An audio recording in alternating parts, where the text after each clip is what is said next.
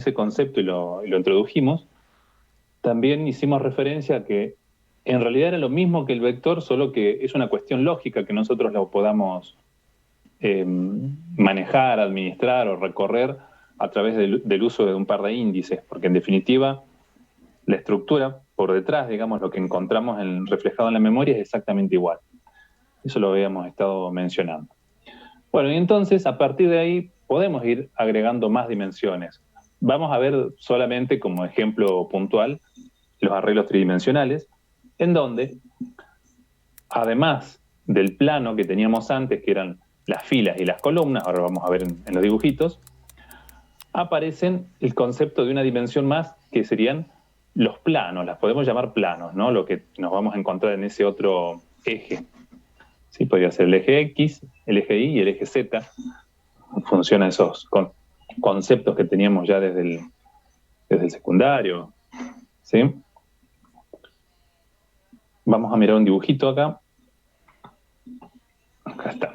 En donde tenemos justamente esta representación, ¿no? Por eso yo la vez pasada les hablaba, a veces menciono un cubo, pero es un error hablar de un cubo, ¿no? Porque cubo sería en el caso en que las tres dimensiones tuviesen la misma cantidad de elementos. O sea, en realidad puede tener cualquier forma, ¿sí? Respetando, o sea, no tiene por qué ser regular, ¿sí? Una figura completamente regular. Entonces acá vemos que si nos movemos, digamos, en este sentido horizontal, si quieren, hacia la derecha, estamos recorriendo la primera fila, ¿sí? Acá tendríamos n filas, m columnas y p planos, ¿sí? Entonces, en este caso nos estamos moviendo en el primer plano, en el plano 1, recorriendo la primera fila, o sea, estamos pasando por todas las columnas. Y en la medida en que nos vamos cambiando de plano, es como que fuésemos tomando distintas tajadas, ¿no? Como que nos vamos yendo hacia atrás en esta figura. Nuevamente, la idea es la misma que la anterior, cuando yo le hacía hincapié, digamos, en la idea de que todo lo que almacenamos ahí adentro es siempre el mismo, por eso es homogénea, ¿no? Estamos almacenando una cierta cantidad de datos, pero en cada posición, en cada celda, en cada lugar de esta estructura, guardamos lo mismo. O sea, acá lo importante es no confundir las dimensiones con que sean datos distintos. Las dimensiones nos sirven justamente para hacer referencia al concepto y de alguna forma como poder clasificarlo. Ya lo estuvimos viendo en los ejemplos anteriores. Ahora también vamos a plantear un ejemplo muy, muy simple, sin complicarnos mucho, pero la idea es esa. Acá tengo otra representación del mismo concepto, pero un poco parecida a la que habíamos visto en el caso de la matriz bidimensional. Revisemos. Acá adelante, la primera parte que vemos corresponde al primer plano, ¿sí? Si dijimos que los planos son todas estas caras que aparecen hacia atrás. Sí, tenemos el plano 1, el plano 2 y el pésimo plano que aparece al final. Estas serían las filas, como ya habíamos visto en el caso de la matriz bidimensional, y las columnas. Ahora bien, ¿qué es lo que sucede? Cuando esto lo vemos reflejado en la memoria, también nos volvemos a encontrar con la misma idea de que todo esto es un solo bloque de memoria. O sea, cuando yo reservo espacio de memoria para un arreglo tridimensional, en realidad el sistema lo que hace es calcular de qué tipo de datos estoy hablando, cuántos elementos quiero, la cantidad de elementos va a ser n por m por p, y me guarda todo ese bloque contiguo, ¿sí? Pues yo me voy a mover en posiciones contiguas de memoria. Entonces la pregunta es, ¿y cómo está almacenado esto en la memoria? ¿En qué orden está almacenado? Y lo podemos deducir un poco de cómo es el orden de los índices. Fíjense que el primer elemento que aparece acá, si la matriz se llama A, es el 1,1,1, o sea, primera fila, primera columna, primer plano. Ahora, ¿qué dato le sigue a este? ¿Cuál está pegado, digamos, al lado en la memoria? Este que está acá, que es la posición 1, primera fila, primera columna, segundo plano. ¿Y a este cuál le sigue? Primera fila, primera columna, tercer plano. Una vez que yo recorrí esto, ¿qué dato le sigue al 113? El que está acá, de adelante, ¿sí? El 121. O sea, seguimos en la primera fila. Ahora nos hemos cambiado de columna y empezamos a recorrer los distintos planos. O sea que, así como en la matriz bidimensional, cuando hacíamos el recorrido y combinábamos estructuras de control del tipo variar, teníamos la posibilidad de variar primero las filas o las columnas, si bien dijimos que podíamos hacer cualquiera de esas combinaciones, en realidad lo que normalmente hacemos es hacer que varíe más lento las filas, que es el variar que ponemos más afuera, e internamente ponemos el variar de las columnas. Entonces de esa forma nos movíamos en el orden en que encontrábamos los datos en la memoria. Ahora sucede lo mismo, voy a poner afuera el variar de las filas, en término medio voy a poner el variar de las columnas, y como estructura que va a iterar mucho más rápido, el de los planos, que es el más interno. Entonces de esa forma logramos hacer este recorrido que yo les planteaba recién. Y así sucesivamente hasta que vamos avanzando, consumimos la primera fila y volvemos a hacer todo lo mismo en la segunda fila, ¿sí? Pasando por cada uno de los planos y las columnas.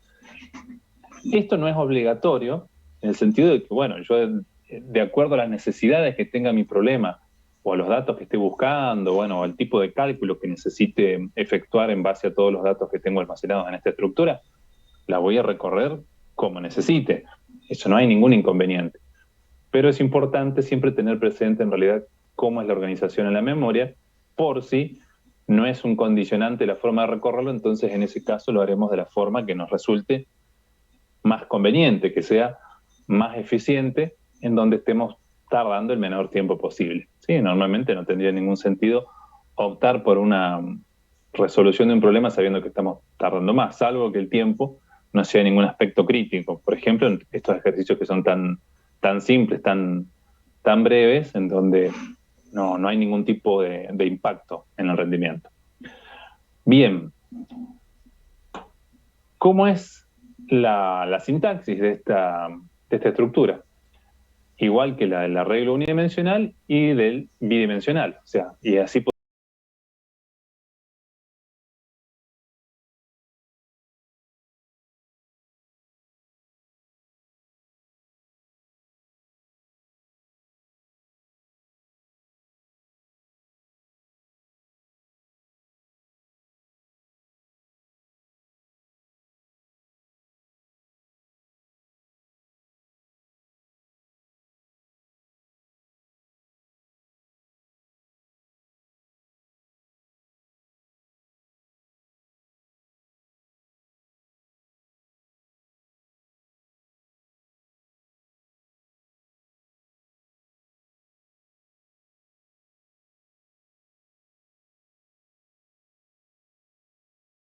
de esos tres valores aparece la cantidad de elementos que tiene la matriz y como tengo tres valores, eso me da a entender que es una matriz de tres dimensiones.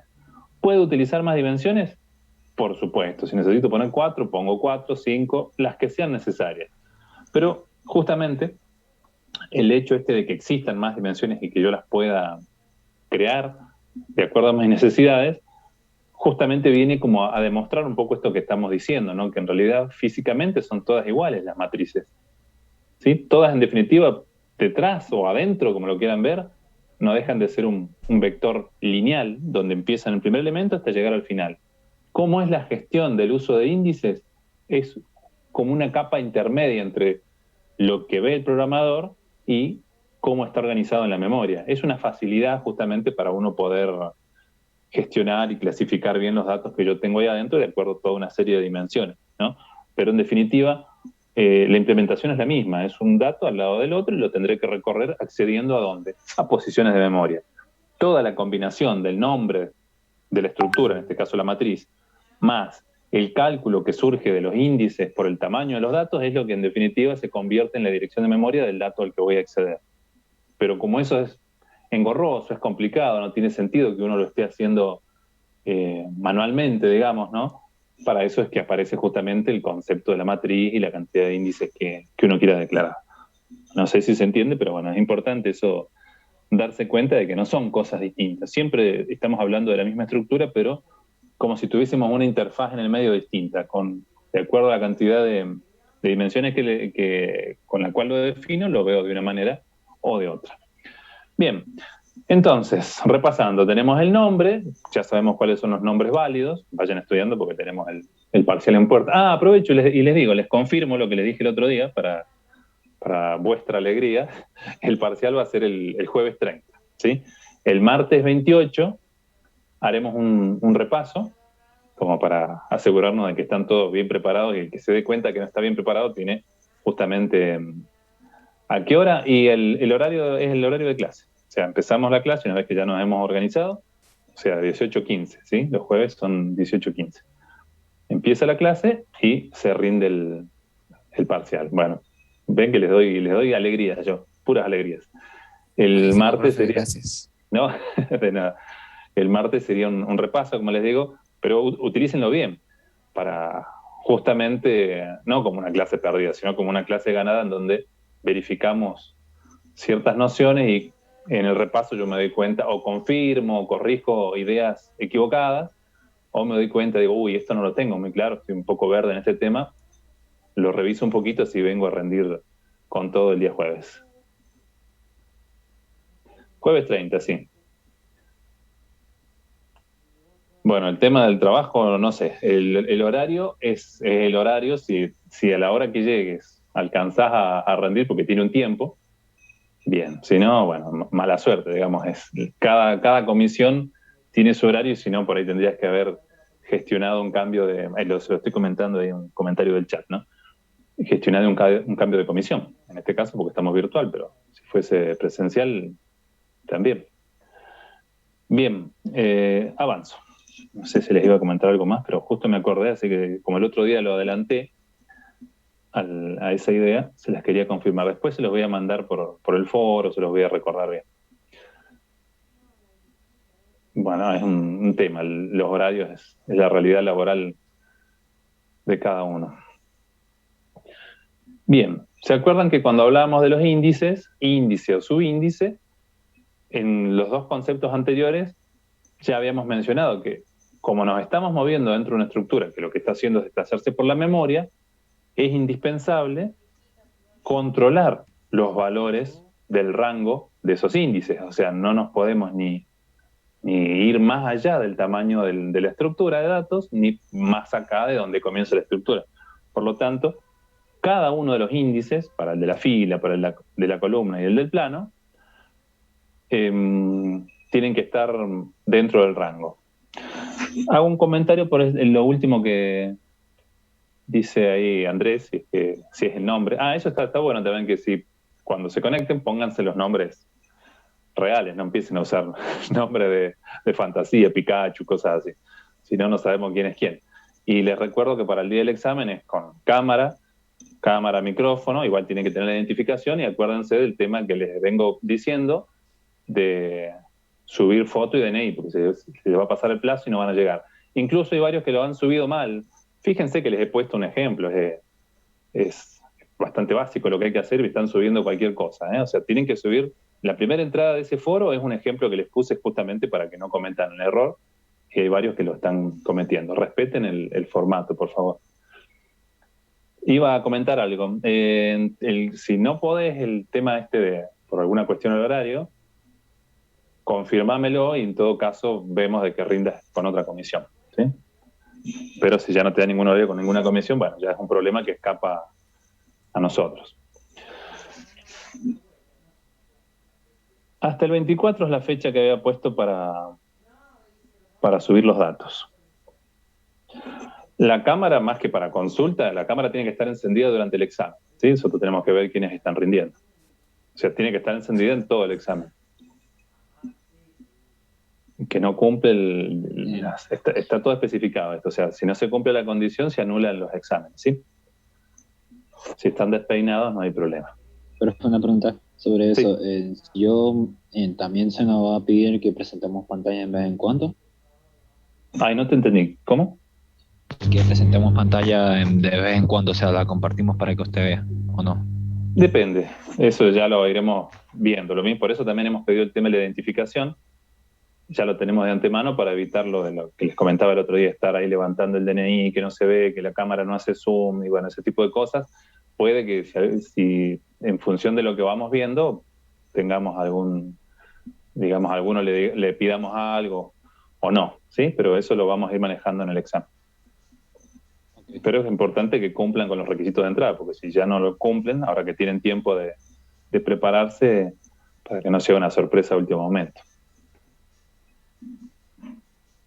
Bien. Bueno, estábamos con el tema de los índices. Acuérdense, el tema de índice tienen que ser valores numéricos, obviamente, de tipo entero. Puede ser una expresión, constante, lo que fuese. Pero lo importante es que el valor resultante sea de tipo entero y que siempre esté dentro del rango. ¿Sí? Bien.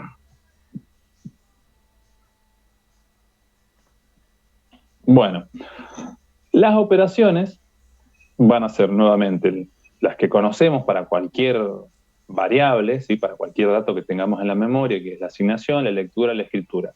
Pero al igual que en las dos versiones, digamos, de las dos dimensiones anteriores que vimos con los arreglos, aparecía justamente el concepto de recorrido, que ya lo estábamos charlando, ¿no? No les estoy dando nada nuevo, pero estamos tratando de confirmar y reafirmar estos conceptos.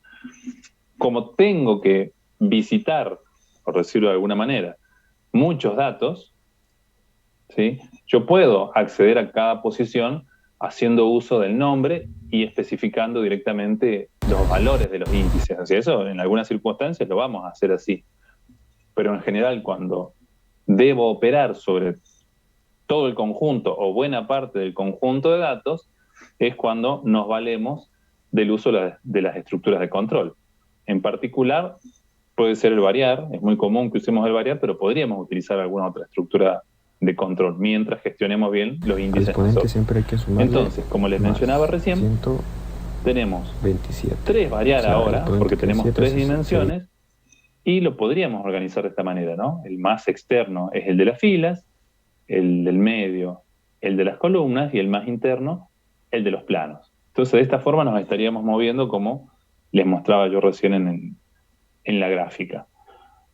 Este recorrido nos sirve tanto para asignar, para inicializar, para leer, para escribir, lo que fuese, ¿sí? Lo importante es que manejemos bien los índices y que tengamos claro de qué forma estamos recorriendo la estructura, la matriz, ¿sí? Porque dependiendo del problema que estemos resolviendo, puede que no sea indistinto cómo ubicamos esto, ¿no? O sea, hasta N, hasta M, hasta P, y la asignación de cada uno de estos índices en cada una de las posiciones de la matriz. O sea, no da igual, hay que pensar bien qué es lo que estamos haciendo. Digamos, esta creo que sería la parte más crítica cuando estamos utilizando este tipo de estructuras, el manejo de los índices y no perderse con la forma que tienen las dimensiones de esto.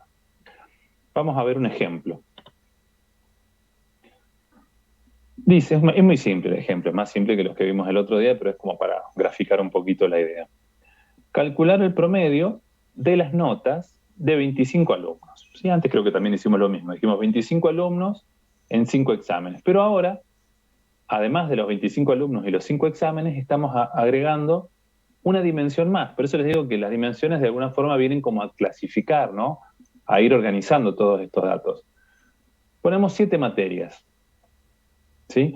Entonces yo acá tengo una matriz de 25 por 5 por 7, tridimensional. Ya que basándonos en este ejemplo, frenamos un poquito acá, podemos imaginar otras dimensiones si quisiéramos. Yo podría plantear el mismo ejercicio sin mayor dificultad, ¿no? O sea, solamente con el tema de la gestión de los índices, pero podríamos decir calcular el promedio de las notas de 25 alumnos en 5 exámenes, en 7 materias, en 10 carreras, por ejemplo. Entonces ahí ya tenemos 4 dimensiones. Lo que vemos más grande el problema, 25 alumnos, en 5 exámenes, en 7 materias, en 10 carreras, en 20 países. Y ahí tenemos 5 dimensiones. Claro, después hay que hacerse un matete ahí con el manejo de los índices, pero la idea es la misma en realidad. Dentro de esa estructura que ya incluso ya nos cuesta imaginarla como un volumen, ¿no? Recién lo veíamos como el cubo, ¿no? O algo parecido a un cubo. ¿Cómo es que se llama esa figura? Se me olvidó ahora. Bueno, ya me voy a acordar de alguno que me haga acordar ese concepto, ya no lo podemos imaginar de esa manera gráfica, pero sí la noción de que a partir de toda esa clasificación yo puedo decir en determinado país, en tal carrera, en tal materia, en tal examen, tal alumno, ¿no? Son un montón de dimensiones que los puedo manejar tranquilamente y acá tendría que definirlo como notas de 25, 5, 7, 10, 20. ¿Sí? 5 dimensiones.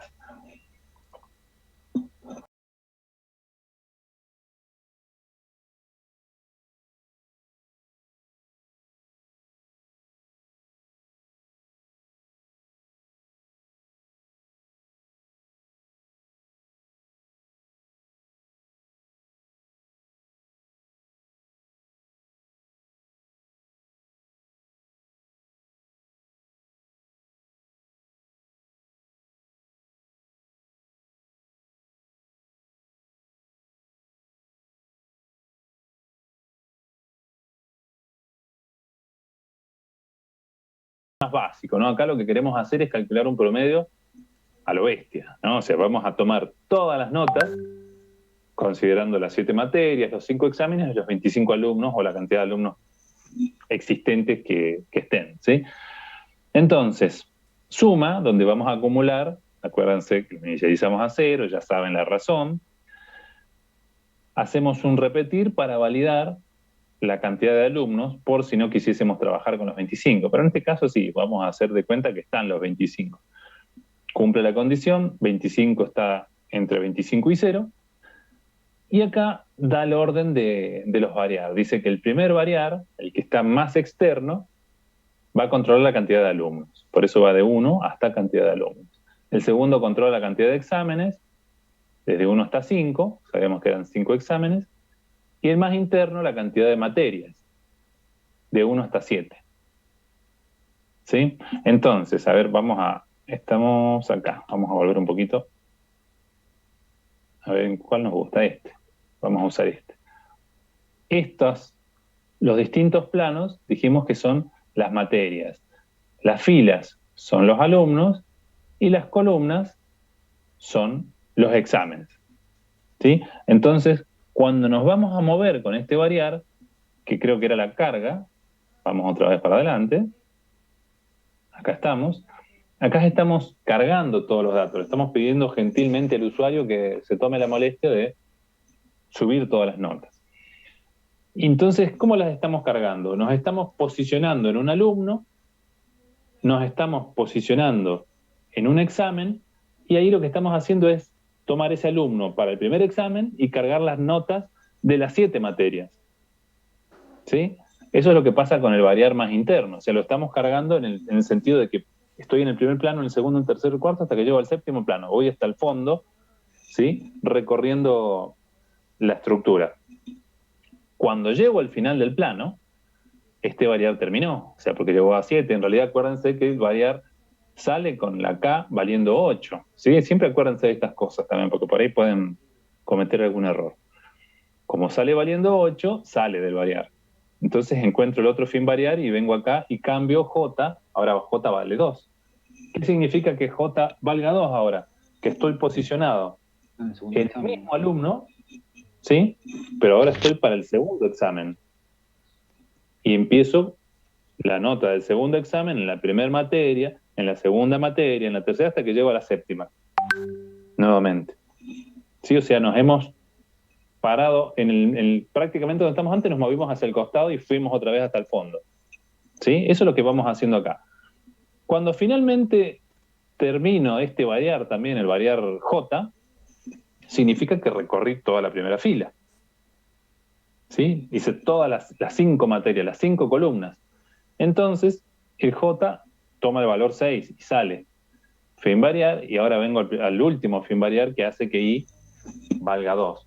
¿Qué sucedió? Es que ahora me pasé a la fila siguiente, bajé, ¿no? En la cara del primer plano, bajé y vuelvo a hacer lo mismo. Voy otra vez para el fondo, me cambio de columna, voy para el fondo. Ese es el recorrido definido por esta estructura de variar, por esta combinación.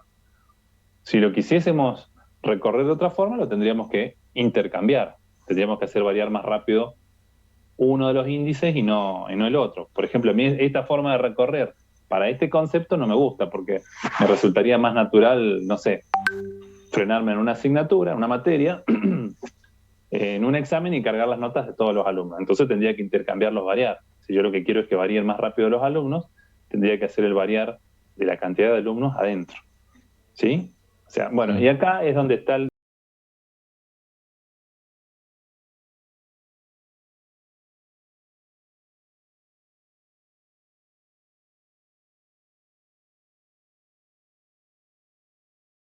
Esto está planteado así porque estamos siguiendo el recorrido natural, ¿no? El que dijimos de cómo está organizado los datos en la memoria y por cómo se planteó la forma de la matriz. Pero lo podríamos hacer tranquilamente de otra forma. ¿Sí? Lo importante es que después de todos estos variar, hemos cargado todas las notas de todos los alumnos. Entonces, de acuerdo al ejercicio, ¿qué nos faltaba? Iba a ser el famoso promedio. Y el famoso promedio era esta brutalidad que hacemos acá, que es sumar en la variable suma, en esta que era un acumulador, ir justamente acumulando todas las notas de todos los alumnos de todas las materias, ¿sí? O sea, las notas de todos los alumnos de todos los exámenes de todas las materias. Cuando salimos de todos los variar, decimos que el promedio va a ser igual a esa suma, dividido, ¿qué cosa? La cantidad de alumnos por los exámenes, por las materias. Hasta que finalmente lo mostramos. ¿Se entiende? Sí. Bien. Tomo tu sí como que fueses el representante de toda la asistencia, ¿no? Porque yo considero que si uno me dice que sí, ya está. Sí, se entiende, profe. Sí, profe, se entiende, profe. Buenísimo, ahí está. Muy bien. Y si no se entiende, me dicen, que la gracia de la clase justamente es esa, poder explicar estos conceptos. Bueno, entonces, si esto se entiende, no se preocupen, no nos vamos a poner a ejercitar con las matrices tridimensionales. Sí, pero, vamos. Ese fue un micrófono abierto innecesario. Pero No, bueno. fue a propósito. Sí, ya me imagino. La idea es exactamente la misma. Lo que pasa es que acá es como, digamos, lo que tienen que hacer básicamente es hacer ejercicios y acostumbrarse al concepto y recorrer. Ya les dije el otro día, en veces que tenían ejercicios de esto para recorrer de distintas maneras, tomando diagonales, primero los planos, las filas, bueno, distintas combinaciones de acuerdo al enunciado, ¿no? Pero bueno, es importante que lo practiquen, porque recuerden que esto va a parar al parcial, no es que falta mucho. Incluso ya la clase próxima, el jueves, arrancamos con la otra unidad, con la unidad 6, y el martes ustedes están de festejo, ¿no? Porque arranca la primavera, así que no tenemos clase. Y bueno, ya el otro jueves terminamos con la unidad que vamos a empezar y ya tenemos la semana de la evaluación, con el repaso el martes y el examen el otro jueves. Así que bueno, no se confíen que el tiempo pasa más rápido de lo que uno quisiera. ¿Qué unidades entran, profe? 1 hasta 5. Esta está incluida. La unidad 6 no, esa va 6, 7 y 8 para el segundo parcial. Ok. Profe, una pregunta. Sí. Acá, ¿cómo se haría para imprimir la matriz esta? ¿Para mostrarla en la pantalla? Sí, por ejemplo, como que fuese un de 3x3x3. Claro, fíjate, vamos a hacerlo acá en esta, mira. Acá estamos haciendo la carga, ¿no? Pero hagamos de cuenta que estos tres variar no son, o sea, que ya tenemos la matriz cargada. Sí. ¿Sí? Supongamos que es la matriz cargada, entonces si en vez de leer, lo que estamos haciendo es un escribir, ¿qué estarías mostrando acá cuando haces notas de I, J y K? ¿Cómo estaría saliendo la matriz? Empezando las materias primero y después... O sea, te muestra una nota. Sí. O sea, todo lo que te va a mostrar son notas. Te muestra una nota, un 7, supongamos. Después muestra un 8. Ese 8, ¿qué estaría representando? ¿Qué nota sería en base a este recorrido? Sería la segunda materia, la segunda nota de la segunda materia. Claro, la segunda materia, pero seguiría siendo del primer examen, del primer alumno.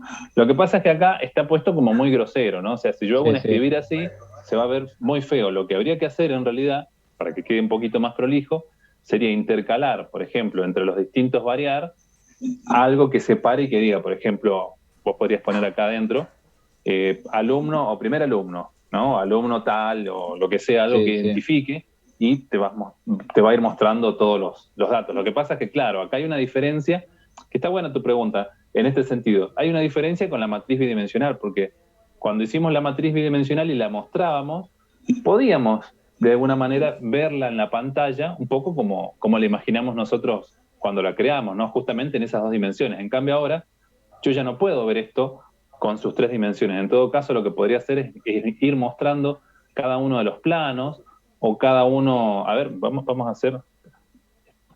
a recurrir a los recursos de la escuela primaria. A ver, esperen que esto no sé si me va a funcionar. Uy, ¿se me colgó? No, se está viendo su pantalla. Ahí está. A ver, esto lo conocen, el famoso cubo mágico, ¿no? Sí, bueno, sí. Ahí está, a ver si se ve porque tengo un problema de... Vamos, la didáctica full. A ver, como lo estamos haciendo ahora, lo que estaría pasando es que vos estás mostrando este que está acá, a ver, este que está acá, no sé cómo lo ven reflejado, es la primera, este cubito es la primera nota del primer examen, uy, cómo salta, del primer alumno. Después...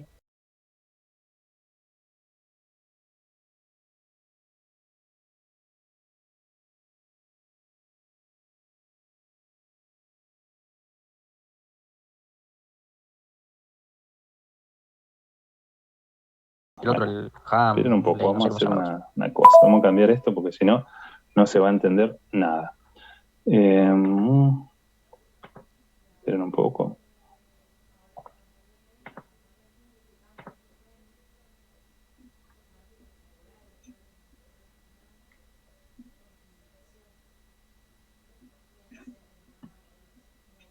A ver, ahí está, ahí me gustó más. Ahí está mejor. A ver, una cara más bonita. Esta. Estábamos con este. Acá tenemos dijimos, la primera nota del primer examen del primer alumno. De acuerdo a ese recorrido que aparece ahí en el código, estaríamos pasándonos acá, que sería la primera nota del primer examen, pero de la segunda materia. Y así estamos como yendo hacia atrás. Una vez que cumplimos todo esto, nos pasamos al de al lado. O sea, siempre en la fila. En este caso sería el segundo examen. Sí, está. Y vamos yendo para atrás y para atrás. Una vez que hemos completado toda esta primera fila, nos pasamos a la segunda, pero haciendo el mismo sentido, hacia atrás. Eso porque el código está ubicado de esa manera ahora. Pero si yo intercalase, supongamos que dejamos el variar J, el variar K, y ahora ponemos adentro el variar I, lo que vamos a lograr es hacer un recorrido distinto, porque vamos a estar pasando. Los alumnos son los que van bajando, entonces lo vamos a estar recorriendo lo más rápido hacia abajo, ¿sí? Vamos a pasar por todos los alumnos para el primer examen, para la primera materia, ¿sí? Y después lo que vamos a estar haciendo es cambiarnos al segundo examen, ¿sí? Y así vamos a ir avanzando. O sea, pero todo depende de cómo lo queramos nosotros organizar, ¿sí? Esa es un poco la gracia del recorrido. A lo mejor haríamos el escribir que escriba nomás, que escriban las dos variables internas. Claro, lo que pasa es que yo lo que les decía recién es que también, exacto, acá como no estamos usando ese tipo de comandos, da la sensación de que cuando yo hago un escribir, escribo todo y sale todo junto y es todo lo mismo. Pero si lo hacemos adentro de C, con algún código un poco más interesante, vamos a estar logrando darle la forma, ¿sí? O sea, poder intercalar líneas que expliquen en qué examen estamos, en qué alumno estamos, y darle una presentación en la pantalla que sea un poquito más simpática, más amigable, porque acá nos van a salir un montón de números y no vamos a poder interpretar nada. Pero las instrucciones son las mismas. O sea, acá estamos haciendo un leer, pero podríamos estar haciendo un escribir, o podríamos estar inicializando toda la matriz. Por ejemplo, si acá yo pongo, en vez de leer notas IJK, pongo notas IJK igual a 0, estaríamos poniendo toda la estructura a 0, ¿sí? Lo estaríamos inicializando, ¿sí? Bueno, es lo mismo que hicimos con los otros formatos de arreglo, ¿sí? Con el vector unidimensional, con el bidimensional. La idea es exactamente la misma, pero hay que acostumbrarse a cómo lo tengo que administrar con con más dimensiones. Y el otro ejemplo que les daba recién también sucede lo mismo, ¿no? Si queremos manejar dimensiones adicionales como la carrera, el país, la ciudad, serían lo mismo, ¿sí? O sea, no estaríamos añadiendo complejidad en ningún sentido, pero es una complejidad que es para nosotros, ¿no? Como lo interpretamos y que nos salga bien el manejo de los índices y que no estamos metiendo la pata cambiando o recorriendo algo que no es. Porque acá podría pasar lo siguiente, yo podría mostrar o recorrerlo mal, la cantidad de notas es la misma, pero interpretarlas mal y pensar que estoy mostrando las notas de un alumno y resulta que estoy mostrando las notas de otro, o estoy mezclando notas, o sea, que son de un examen con otro y pienso que son de otro alumno. Todo depende de cómo sea mi manejo de los índices, ¿sí? O sea, un poco que el problema de este tipo de estructuras es eso, entender qué es lo que estamos haciendo y poder utilizarla bien. Básicamente es eso. Bueno, entonces hasta acá, bueno, ahora sigue, ¿no? La unidad, pero esto es todo lo que tiene que ver directamente con el uso de la estructura, ¿no? Con su sintaxis, con sus características, todo lo que tiene que ver con arreglos unidimensionales, bidimensionales y tridimensionales, llega hasta acá. Entonces acá nos vamos a pasar a otro tema dentro de la misma unidad, que son algunos conceptos que tienen que conocer también. El primero que aparece es este de sección transversal, ¿sí? De alguna manera lo estuvimos aplicando esto, pero solo que sin darle nombre, no lo definimos, pero ya lo estuvimos usando. Dice que una sección transversal va a ser como si fuese una rebanada. Yo corto algo y al cortarlo, en realidad lo que estoy haciendo es como disminuir una dimensión. Por ejemplo, en este caso de la matriz, o con el cubito que ya les estaba mostrando recién, si yo me quedo con una sola de esas partes, deja de ser una matriz para convertirse deja de ser una matriz tridimensional para convertirse en una matriz bidimensional. O sea, si yo me quedo con todo el frente de la cara del cubo, me estaría quedando con el primer plano, ¿sí? El que está adelante, el que veo, el primero. ¿Por qué? Porque estoy fijando esa tercera dimensión a un valor específico. Eso es lo que estamos haciendo cuando definimos la sección transversal. Si yo en vez de fijar esa tercera dimensión, fijo, por ejemplo, la segunda, nuevamente me vuelvo a quedar con un plano, pero ahora lo tengo como de frente. En vez de estar mirando el plano que tenía adelante, cuando yo miraba el cubo de frente, ahora estoy mirando como un corte frontal, o sea, lo estoy partiendo de otra manera. O, si yo estoy fijando la primera dimensión, la de las filas, lo podría pensar como que me quedo como si yo le pongo la mano arriba al cubo, ¿no? Entonces, con una de esas capas. En todos los casos, lo que estoy logrando es disminuir una dimensión. ¿Sí? Al fijar una, es como que se transforma a una dimensión menos. Lo mismo lo podemos aplicar, por ejemplo, también a una matriz bidimensional. Si nosotros fijamos una de las dimensiones de la matriz bidimensional, lo que resulta es un vector, o sea, nos queda una matriz unidimensional, ¿sí? Fíjense que esto lo estuvimos haciendo en creo que fue un ejercicio o un ejemplo, ya no me acuerdo, aunque no lo mencionamos como concepto. Tenemos una notación para esto, y ahora voy a hacer una aclaración. Cuando estamos hablando de la sección transversal, lo que hacemos es fijar una de las dimensiones, por ejemplo, en este caso, supongamos que es una matriz que se llama B, fijamos las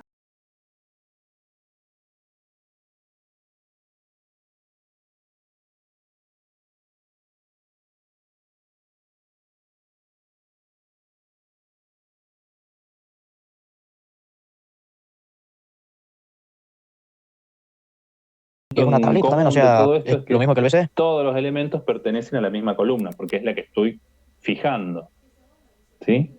Entonces, acá lo tenemos, y creo que justamente era algo como esto lo que teníamos en el ejemplo, que queríamos calcular algo de un examen en particular. Acá volvemos a tener los alumnos como filas y los exámenes como columnas. Pongamos esta matriz chiquitita que tiene solamente 2 columnas.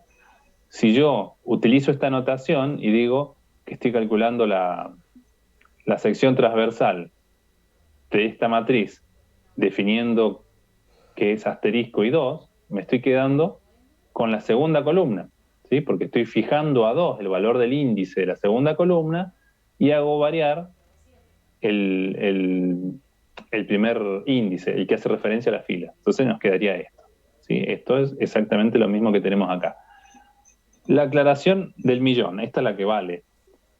Esto es una cuestión de notación nada más. O sea, no es que sea una propiedad que podamos utilizar en las matrices, no es que yo en el código puedo poner eso y automáticamente voy a conseguir quedarme con esta porción de la estructura de datos. No, es solamente un concepto que podemos aplicar. Yo, por ejemplo, podría hacer lo siguiente, un ejercicio, en el mismo examen podría aparecer un ejercicio que diga, dada la matriz tal, ¿no?, con todas las dimensiones que tenga esa matriz, calcular la sección transversal para tal cosa, ¿no? Entonces, ustedes lo pueden notar, pero después, cómo lo calculan va a tener que ver en justamente cómo van a hacer el recorrido, qué índices van a variar, ¿sí? ¿Se acuerdan? Esto creo que lo aplicamos en justamente el de las matrices cuando hicimos... ya me acuerdo, fue el ejercicio que tenía la sexta columna, que habíamos definido una sexta columna, que calculamos un promedio también de alumnos y notas, pero habíamos añadido en la definición de la estructura una sexta columna en la cual habíamos ido guardando los promedios individuales de cada alumno. Y después lo que hicimos es, a partir de esa sexta columna, calculamos un promedio general. Entonces, en ese ejercicio, como estábamos trabajando con una matriz bidimensional, cada vez que hacíamos algo sobre la matriz, utilizamos los famosos, el par de variar, ¿no es cierto? El de los índices, el de las filas y el de las columnas. Pero al final de ese ejercicio, cuando queríamos calcular el promedio general, hicimos algo parecido a esto. Nos quedamos con la sexta columna y recorrimos todos los datos que eran en definitiva los promedios individuales de cada alumno. Y yo dije, fíjense que en este caso, aunque estamos trabajando sobre una matriz bidimensional, estamos utilizando un solo variar. ¿Y eso por qué? Porque uno de los índices no estaba variando, lo habíamos puesto con un valor constante. En ese caso, en ese ejemplo, era el 6, porque era la columna sexta, ¿sí? Y no dijimos todavía, para no adelantar ni andar confundiendo conceptos, que lo que estábamos calculando justamente eran los datos de la transversal de esa matriz, ¿sí? Como ven, al fijar uno de estos valores, yo me estoy quedando con un vector. También podría haber fijado una fila. Supongamos que yo lo que quiero es quedarme con el tercer alumno, entonces hubiese puesto examen 3, asterisco. Me estaría quedando con este pequeño vector que tiene un 10 y que tiene un 9, ¿sí? Es la misma idea, pero mirando la estructura de otra forma. Bueno, eso simplemente es un concepto que tienen que sumar, a entenderlo, aprenderlo y, si hace falta, aplicarlo. Si no hace falta, ahí quedará guardado en el tintero. Bien, ¿preguntas?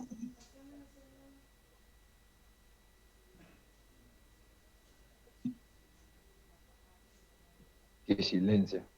De mi Sí, parte, silencio. profe. Bueno, No, momento ninguna, profe. Faltan Bien. los grillos nomás. sí, faltan. Bueno, otro concepto más. Vamos sumando conceptos y cositas. Transpuesta. Esto creo que sí lo han visto en algún otro lado, lo tienen que haber visto, el concepto de la transpuesta de una matriz. ¿Qué es la transpuesta? Es otra matriz que vamos a obtener cuando invertimos las posiciones de los índices. O sea, la armamos justamente a partir de crear una nueva matriz donde los elementos van a ir a parar a otra posición que tienen una relación con la matriz original, ¿sí? Que es esta inversión. O sea, yo tengo un arreglo de m por n, o sea, no hace falta que sea cuadrada la matriz, puede serlo, podría ser n por n, pero en este caso es m por n. Entonces la transpuesta necesariamente tendrá que tener estas dimensiones, n por m. Le podría haber puesto otra letra porque suena muy parecido. ¿Cómo lo vamos a denotar? ¿Cuál es la forma de expresarlo? Para la matriz B, la transpuesta es B sub t, ¿sí? Y por definición, ¿cómo la calculo o cómo la verifico? Porque incluso no hace falta que yo siempre la esté obteniendo de otro lado. Yo podría también, como ejercicio, decir, verificar si dos matrices dadas, o sea, o si una matriz B es la transpuesta de la matriz A. Y para eso lo que tendrían que hacer es revisar si esta relación se cumple, ¿sí? Si los recorridos coinciden los valores de los elementos y las dimensiones. Vamos a mirarlo en el ejemplito para que sea más fácil. Yo tengo acá esta matriz chiquitita, con los elementos A, B, C y D. Si a esto le calculo la traspuesta, voy a encontrar la matriz AC, B y D, que no sé si está puesto por ahí, pero normalmente se la puede calcular a partir de la diagonal. Es como que yo trazo una diagonal e intercambio los datos a partir de esa diagonal que estoy dibujando, imaginaria, ¿no? Si yo dejo acá A y D, fíjense que estos son los mismos, A y D, intercambio el resto. En esta, que no es una matriz cuadrada, sucede lo mismo. Si yo tiro una diagonal acá entre 1 y 4, intercambio el 2, el 3, y estos elementos se vienen para el otro lado porque, bueno, no es simétrica, ¿sí? Entonces conseguimos la matriz transpuesta a partir de esta. Y bueno, y matemáticamente aparece toda una serie de propiedades, ¿no? Que también pueden llegar a probarlas, que la traspuesta de la matriz es original, si dos matrices tienen la misma traspuesta tal cosa, hacer operaciones con las matrices y con la traspuesta da lo mismo, bueno, cosas por el estilo. Lo importante acá es que se queden con los dos conceptos, recordar qué es la sección transversal y qué es lo que es una matriz transpuesta. Bueno, ahí Juan Pablo dice que no sé si es que no lo vieron, no sé a qué venía la aclaración, me imagino que sería por eso. No hay dudas, está bien, gracias, perdón. A veces miro un poco tarde el chat y ya no sé de qué estamos hablando en el chat. Bien, ahora vamos de lleno al último tema, a los últimos, en realidad es como uno y más de un tema, pero van de la mano. Lo último que hay en esta unidad, ¿se acuerdan que cuando dijimos que comenzamos esta unidad de matrices y variables dimensionadas, era justamente por la necesidad de manejar, de administrar ya volúmenes más grandes de datos, ¿no? Dijimos que si yo tengo una matriz, también tranquilamente podría tener variables independientes para guardar todos los datos de la matriz, pero que en el sentido práctico era muy poco eficiente, porque aunque el espacio de memoria sea lo mismo, porque en definitiva podría tener yo tantas variables como lugares de la matriz, no puedo sistematizar los recorridos, no lo puedo administrar bien esto, ¿no? En la matriz yo pongo un variar, un mientras, un repetir, y automáticamente con ese cambio que hago del índice me voy moviendo elemento tras elemento. En cambio, si esto estuviese en variables independientes, cada una con su nombre, eso sería imposible, ¿sí? Esa capacidad de procesamiento la perdería completamente. Pero, al tener estos volúmenes grandes de datos, nos encontramos justamente con, ¿y ahora qué hacemos con toda esta cantidad de datos? ¿Cómo lo manejamos? ¿Tienen un orden? ¿No tienen un orden? ¿Cómo los ordeno? ¿Cómo encuentro datos ahí adentro? Entonces aparece esto, ¿no? Búsqueda y ordenamiento. Dos conceptos, cada uno es una cosa diferente, independiente, pero que están estrechamente ligados, ¿sí? O sea, a partir del momento en donde tengo una gran cantidad de datos, voy a necesitar ordenarlos. Ya habré mencionado esto varias veces, pero a ejemplo, ¿no? He dicho que los españoles, ¿cómo le llaman a la computadora? Ordenador, ¿no? Porque ordena, básicamente, una de las funciones más importantes que se hacen en el cómputo de datos es el ordenamiento. De hecho, es un procesamiento, un proceso caro, ¿no? O sea, es costoso porque dependiendo del nivel, la cantidad de datos que estemos manejando, el nivel de orden o desorden que tenga y el tipo de algoritmos que usemos, puede llevarnos mucho tiempo, realmente nos puede llevar mucho tiempo el orden. Y a su vez, dentro de este volumen de datos también es importante encontrar cierta información. Entonces, bueno, aparece la noción de búsqueda y ordenamiento. ¿Qué es la búsqueda en sí? Si la tenemos que definir, es la localización de un elemento. O sea, si les gusta, se la estudian para rendir el parcial. Es la localización, o sea, tengo que encontrar algo. Eso es la búsqueda. O sea, esa búsqueda puede terminar satisfactoriamente encontrando ese dato, o puedo no encontrarlo, porque a veces no necesariamente lo que yo estoy buscando va a estar dentro de ese conjunto de datos. A veces sí sé que lo que estoy buscando está ahí, pero otras veces no lo sabemos. Y el ordenamiento, como por definición, va a ser el secuenciamiento de los elementos, o sea, ponerlos en alguna secuencia con algún criterio. En general, los criterios son muy básicos, ¿no? normalmente van a ser o por orden ascendente o descendente, ya sean cadenas alfanuméricas, sean números, o sea, normalmente no hay mucha opción, pero es justamente ese secuenciamiento, que es lo que yo el otro día quise diferenciar, no sé si lo logré, cuando definimos los vectores y las matrices, que dijimos que eran estructuras ordenadas, pero por una cuestión de que tenía los elementos como en la fila de la escuela, pero no necesariamente estaban ordenados con algún criterio, no estaban secuenciados. Tienen un orden porque tenemos uno primero, segundo, tercero, hasta el enésimo. En cambio acá, en esta parte de la unidad, sí estamos hablando de tener un orden que se basa en un criterio, justamente, ¿sí? En respetar una relación entre cada uno de los elementos. ¿Y esto por qué? O sea, ¿por qué necesito ordenar? Porque es más fácil encontrar elementos dentro de un conjunto ordenado que si el conjunto está desordenado. Me parece que el otro día estuvimos hablando de esto de la biblioteca. No es lo mismo tener la biblioteca completamente desordenada y tener que ir a encontrar un libro, o ir a buscar el mismo libro en la biblioteca ordenada. Yo no sé si el libro está, pero voy y en algún determinado lugar tiene que estar. Yo sé que lo estoy buscando por autor, por área, por tema, lo que sea. Llego hasta la ubicación y entonces miro, a un lado digo, no, este es otro autor, es el que le sigue, este es el anterior. Si el libro no está, o porque no existe en la biblioteca, o porque ya está prestado. ¿Sí? Pero es más fácil de decidir si está o no está, si forma parte del conjunto. Ahora en todo un desorden, y vaya a saber cuándo uno termina de decidir si lo que está buscando forma parte del conjunto o no. Entonces, bueno, lo primero que vamos a hacer es vamos a ver algunos algoritmos. Algoritmos justamente que tienen que ver con la búsqueda y con el ordenamiento. Vamos de fácil a difícil. Vamos a empezar por la búsqueda lineal. La pueden encontrar como búsqueda lineal, la pueden encontrar como búsqueda secuencial. Como algoritmo, es el más sencillo, es el más simple. ¿Qué es lo que hace la búsqueda secuencial? Mira elemento a elemento hasta que encuentra lo que está buscando, o hasta que llega al final de la estructura de datos, en este caso, y se da cuenta que el elemento no está allí. ¿Sí? Este algoritmo es un algoritmo muy sencillo, por eso dice que es el más simple, porque algorítmicamente es muy básico lo que hay que hacer, no tiene un procesamiento complejo, un cálculo sofisticado para encontrar, porque es muy rudimentario. O sea, lo que pasa es que es un poco parte de la naturaleza del algoritmo, porque en realidad otra cosa no se puede hacer.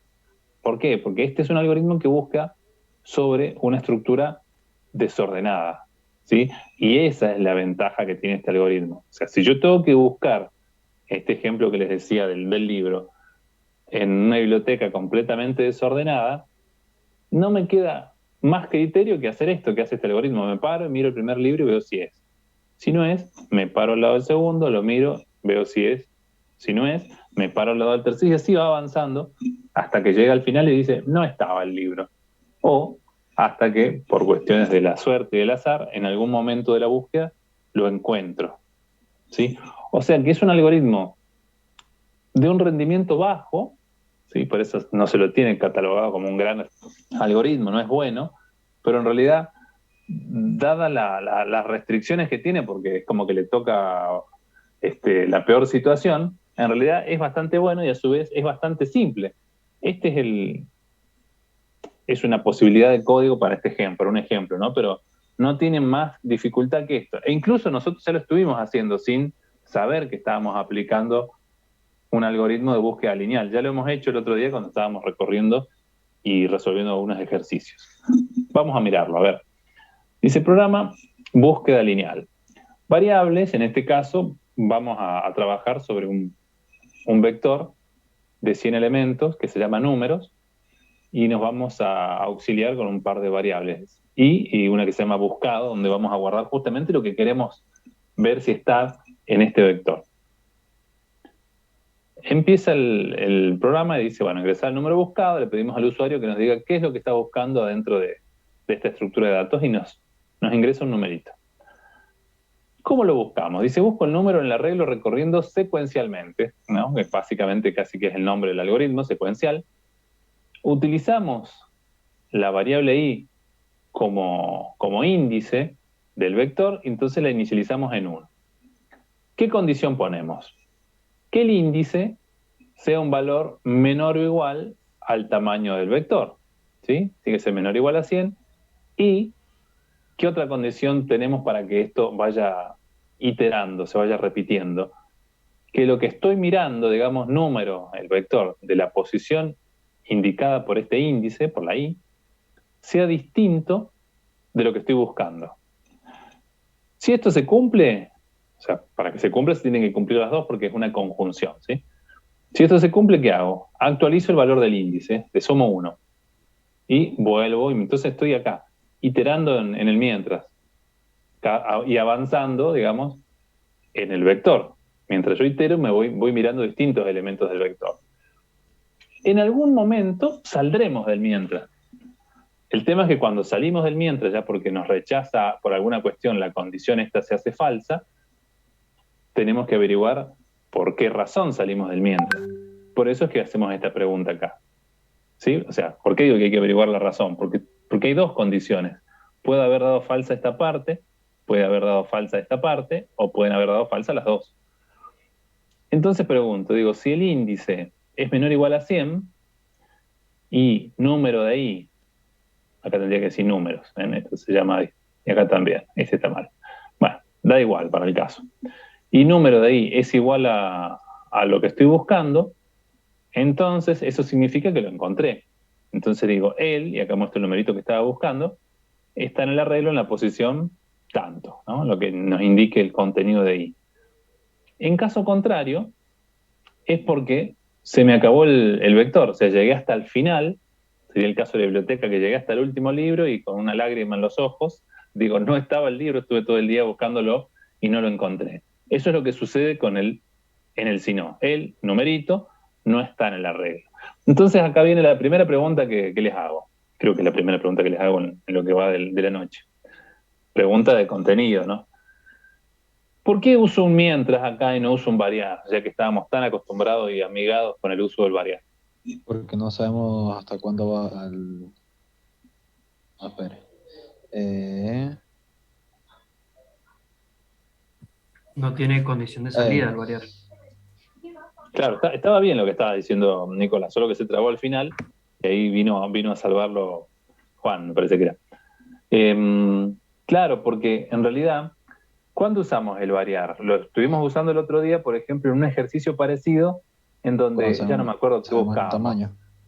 Claro, porque el otro día buscábamos, o sea, íbamos buscando algo, pero que podía haber más de una instancia de eso que buscábamos, ¿no? O sea, ya ni me acuerdo qué era, ¿no? Pero ahora yo estoy buscando algo en particular, un numerito, ¿sí? Una vez que encuentro ese número, o sea, volvamos al ejemplo de la biblioteca. Imagínense a mí con el cubo mágico en una mano y buscando el libro. Digo, estoy buscando un libro de algoritmos. Entonces voy mirando, mira, está todo desordenado la biblioteca. Y si yo esto lo hubiese hecho con un variar, en un determinado momento digo, acá está el libro. Lo encuentro, pero sigo buscando, si ya lo encontré, ¿por qué no freno? Eso es lo que estaría pasando si usamos un variar, ¿no? O sea, ponemos un mientras, porque en realidad, en la condición que hemos puesto, en la condición lógica del mientras, lo que estamos justamente evaluando es que queremos frenar cuando estamos encontrando, cuando encontremos lo que queremos. Una vez que yo ya di con el elemento que justificó mi búsqueda, tengo que frenar y salir.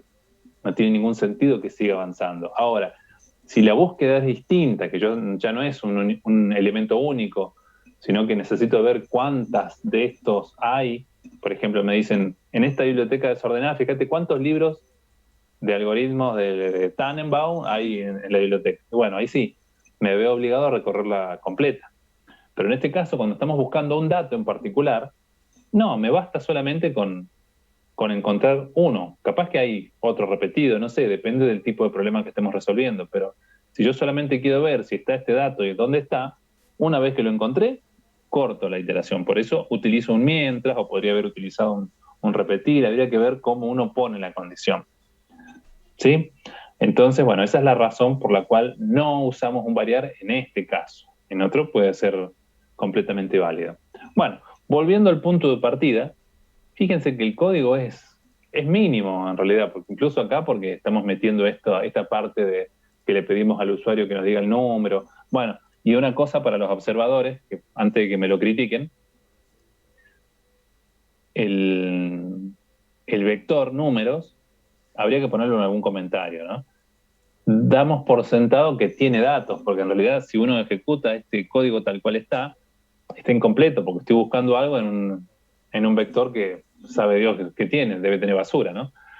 La idea es que suponemos que esa estructura de datos tiene datos, entonces yo voy a buscar algo sobre algo que ya está cargado con información, ¿sí? Moraleja de todo esto, la búsqueda lineal es muy rudimentaria, pero bueno, no puede ser de otra manera porque el problema no se lo permite, no puede obtener más inteligencia de la que ya usa, que es muy poquita, porque realmente no se puede hacer mucho más sobre una estructura desordenada, ¿sí? Así que este es el primer caso. Vamos al segundo, vamos a cambiar de algoritmo.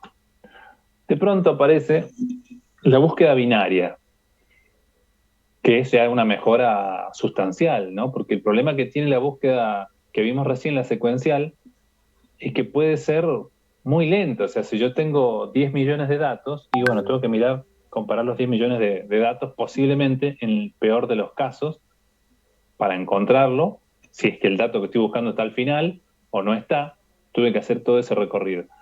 En cambio, aparece la búsqueda binaria que utiliza otra lógica y dice, mira, vamos a buscar de otra manera. Yo te voy a hacer una búsqueda mucho más eficiente, mucho más rápida. Va a terminar antes que la búsqueda secuencial. Pero la búsqueda binaria me pone una condición. Me dice, yo te hago una búsqueda sofisticada, mucho más interesante que el otro algoritmo. Pero a mí me tenés que dar la estructura ordenada. Esa es la condición de la búsqueda binaria. O sea, es buena, pero no tiene en realidad el mismo poder que la búsqueda secuencial porque la otra busca en una estructura desordenada. En cambio, esta hay que darle la biblioteca ordenada para ver si encuentra el libro. Entonces, vamos a ver qué es lo que hace la búsqueda binaria.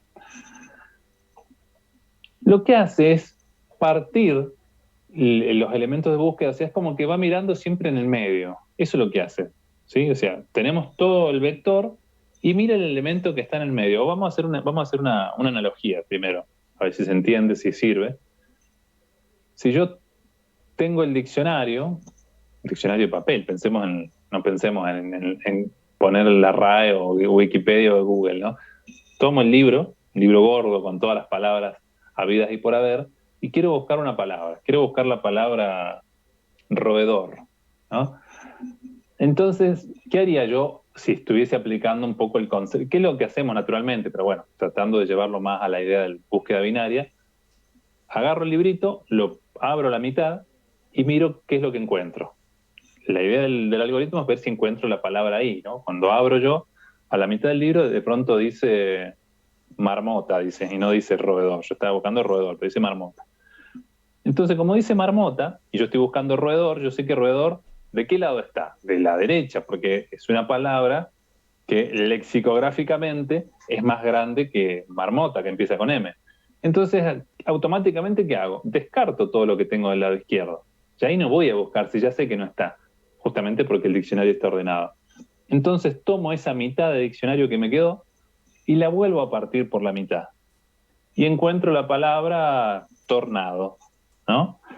Y como encuentro tornado, digo, esta es más grande que roedor, ¿sí? Entonces, ahora descarto lo que tengo del lado derecho y ya me quedo ya tengo un cuarto del diccionario. Fíjense qué rápido fuimos descartando. Vuelvo a partir por el medio y aparece milagrosamente roedor, ¿no? Que es lo que estaba buscando. Una búsqueda muy rápida. En 3 comparaciones la encontré. Bueno, eso es lo que hace este algoritmo, que es todo lo que está explicadito acá. Yo se lo expliqué con ese ejemplo del diccionario. Hace una prueba comparando lo que está en la mitad. Si el valor que estoy buscando es más chico, entonces, en este caso, es más chiquito lo que estoy buscando yo, descarta la segunda mitad. En el ejemplo que yo les di, descarté la primera.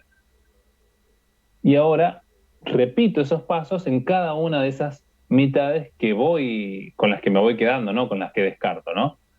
Entonces, por eso la segunda prueba compara el valor de la mitad de ese conjunto que quedó, y si el valor buscado es menor, se vuelve a partir, se descarta la segunda y así sucesivamente. Hasta que suceda, ¿qué cosa? Que encuentre lo que estoy buscando, o que se me acaben los datos. O sea, como que voy partiendo del diccionario, llego a la última página donde tendría que estar y no sale la palabra. Porque habrán visto que más de una vez hay términos que no salen si tenemos un diccionario chiquitito. O si estamos buscando algo que está conjugado y obviamente no va a aparecer en el diccionario o toda la familia de palabras, ¿no? Vamos a mirarlo acá. Esto sería lo mismo, pero habrán pensado en el vector. Este es mi conjunto de datos. Tengo 15 datos, un vector de 15 elementos en donde encuentro valores numéricos enteros, ordenados, obviamente, porque si no esto no sirve, pero no completos. O sea, fíjense que empieza en el 3 y termina en el 99. Puede haber cualquier dato en el medio. Entonces, ¿qué es lo que dice este algoritmo? Búsqueda binaria. Dice, miremos al medio. Mira la primera prueba al medio. Como 66 es más chiquito que el número que estoy buscando, que es el 70, de acá para atrás lo descarta. Y vamos a hacer, a ver, esperen. Esto funciona. Acá está. Como dijimos, miro acá. ¿Sí? Como esta primera prueba es más chico, el valor que estoy buscando, entonces, de acá para atrás, lo descarta. Me quedo con la segunda mitad. Entonces, de lo que me quedó, calculo cuál es el dato central. ¿Qué es lo que hay en el medio? El 81. Esa es mi segunda prueba. Como el 81 es más grande que el número que estoy buscando, el 70, de acá para acá, lo descarto. Calculo el medio de los datos que me quedan. ¿Qué hay en el medio? El 70. A la tercera prueba lo encontré. Ahora hagamos la comparación. Si hubiésemos hecho búsqueda secuencial, ¿cuántas comparaciones tendría que haber hecho para encontrar el número 70 que estaba buscando? 10. 10, ¿sí? O sea, tenía que mirar esto es lo que hace secuencial, mira el primero, el segundo, el tercero, va avanzando hasta que dice, acá está, y ahí frena. Entonces, en este caso, tenemos 10 comparaciones contra 3, ¿sí? Obviamente, la cantidad de comparaciones de la búsqueda binaria va a depender también de justo dónde esté ubicado el elemento que yo esté sobre el cual esté tras la pista de ese dato, ¿no? Pero bueno, esa es la idea. Pero insisto nuevamente en no ser injustos con la comparación de los algoritmos. Este será muy potente, qué rápido que lo encontró, cuántos datos descartó, pero se basa en que los datos tienen que estar ordenados, si no, no funciona. Veamos el algoritmo. ¿Cómo venimos de horario? Bien. Acá tenemos la función. Después vamos a criticar la función, a mí me gusta criticarla, esta función. Función búsqueda binaria. Va a recibir el vector sobre el cual quiero buscar, el tamaño, porque el máximo sería 100, pero puede ser que tenga menos elementos, ¿sí? Y el valor que estoy buscando. Y en este caso la función búsqueda binaria es de tipo lógica, me devuelve un verdadero o falso. Verdadero si lo encontró, falso si no lo encontró. Tratemos de implementar lo que estábamos explicando recién. Vamos a tener 3 variables, una para el límite inferior, otra para el límite superior y otra para el valor del medio, el de la mitad, para poder hacer los cálculos y las comparaciones. Cuando empieza el algoritmo, inicializa. Dice, el límite inferior va a ser 1, el primer dato, y el superior, en este caso, va a ser el tamaño. Supongamos que el vector es de 100, pero estamos usando 80 elementos. Superior va a ser 80. Hasta ahí venimos configurando los datos. Ahora, ¿cómo funciona el algoritmo? Miren, acá justo hacemos uso de esa estructura que tan simpática nos resultaba. A mí no, por lo menos. El iterar, ¿se acuerdan del iterar? Que era el híbrido entre el repetir y el mientras. Bueno, justo acá nos viene como anillo al dedo el iterar. ¿Qué hace el iterar? Como la primera parte se ejecuta sí o sí, el primer bloque, va a ejecutar esta instrucción. ¿Qué hacemos en esta instrucción? Calculamos cuál es justamente el medio del vector. Decimos que la mitad va a ser el límite inferior más el límite superior dividido 2. Ahí determino la posición de índice del centro del vector. Y ahora pregunto, digo, salgo si se cumple esta condición, que el límite inferior sea mayor que el superior, ¿qué significaría eso? Que fui avanzando hasta tal punto que se me cruzaron los límites. Entonces ya si se me cruzan los límites, o se me igualan, significa que se me acabó el vector. O salgo si lo que estoy buscando, acá, valor, es lo que estoy mirando, lo encontré. O sea, si vector de mitad es igual a valor. Son las dos condiciones de salida. Si esto no se cumple, ¿qué tenemos que hacer? De acuerdo a lo que vimos recién en la explicación del algoritmo, actualizar estos índices que nos indican el umbral, digamos, de búsqueda del vector. Entonces decimos, ¿qué lado hay que descartar? Acá lo vamos a averiguar. Si vector de mitad, lo que estoy mirando en el medio, es más grande que el valor que estoy buscando, ¿qué tengo que descartar? La segunda mitad. Entonces digo que el límite superior lo actualizo, digo que ahora va a ser igual a la mitad menos 1. Si lo que estoy buscando no es mayor que el valor, entonces tengo que descartar la parte inferior, el tramo de abajo, ¿no es cierto? Entonces actualizo el límite inferior diciendo que va a ser igual al valor de la mitad más 1. Es lo que estamos haciendo recién gráficamente. Y esto otra vez me trae al iterar. Con estos valores actualizados, ¿qué hago? Vuelvo a calcular la mitad del vector, el vector que estoy mirando. Y así sigo. Todo esto se repite hasta que en algún momento salí. Cuando salgo, tengo que averiguar por qué razón salí, porque acá tengo dos condiciones. Entonces pregunto, si vector de mitad es igual a valor, digo, si esto se cumple es porque encontré el valor. Y devuelve verdadero. En caso contrario, devuelve falso. ¿Qué les parece el algoritmo? ¿Qué le ven? ¿Les gusta, no les gusta? ¿Qué le cambiarían? Ahí veo Mauro levanta la mano.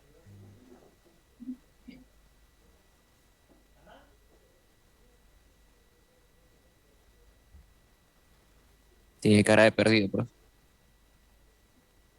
Sí, pone una carita ahí como anonadado.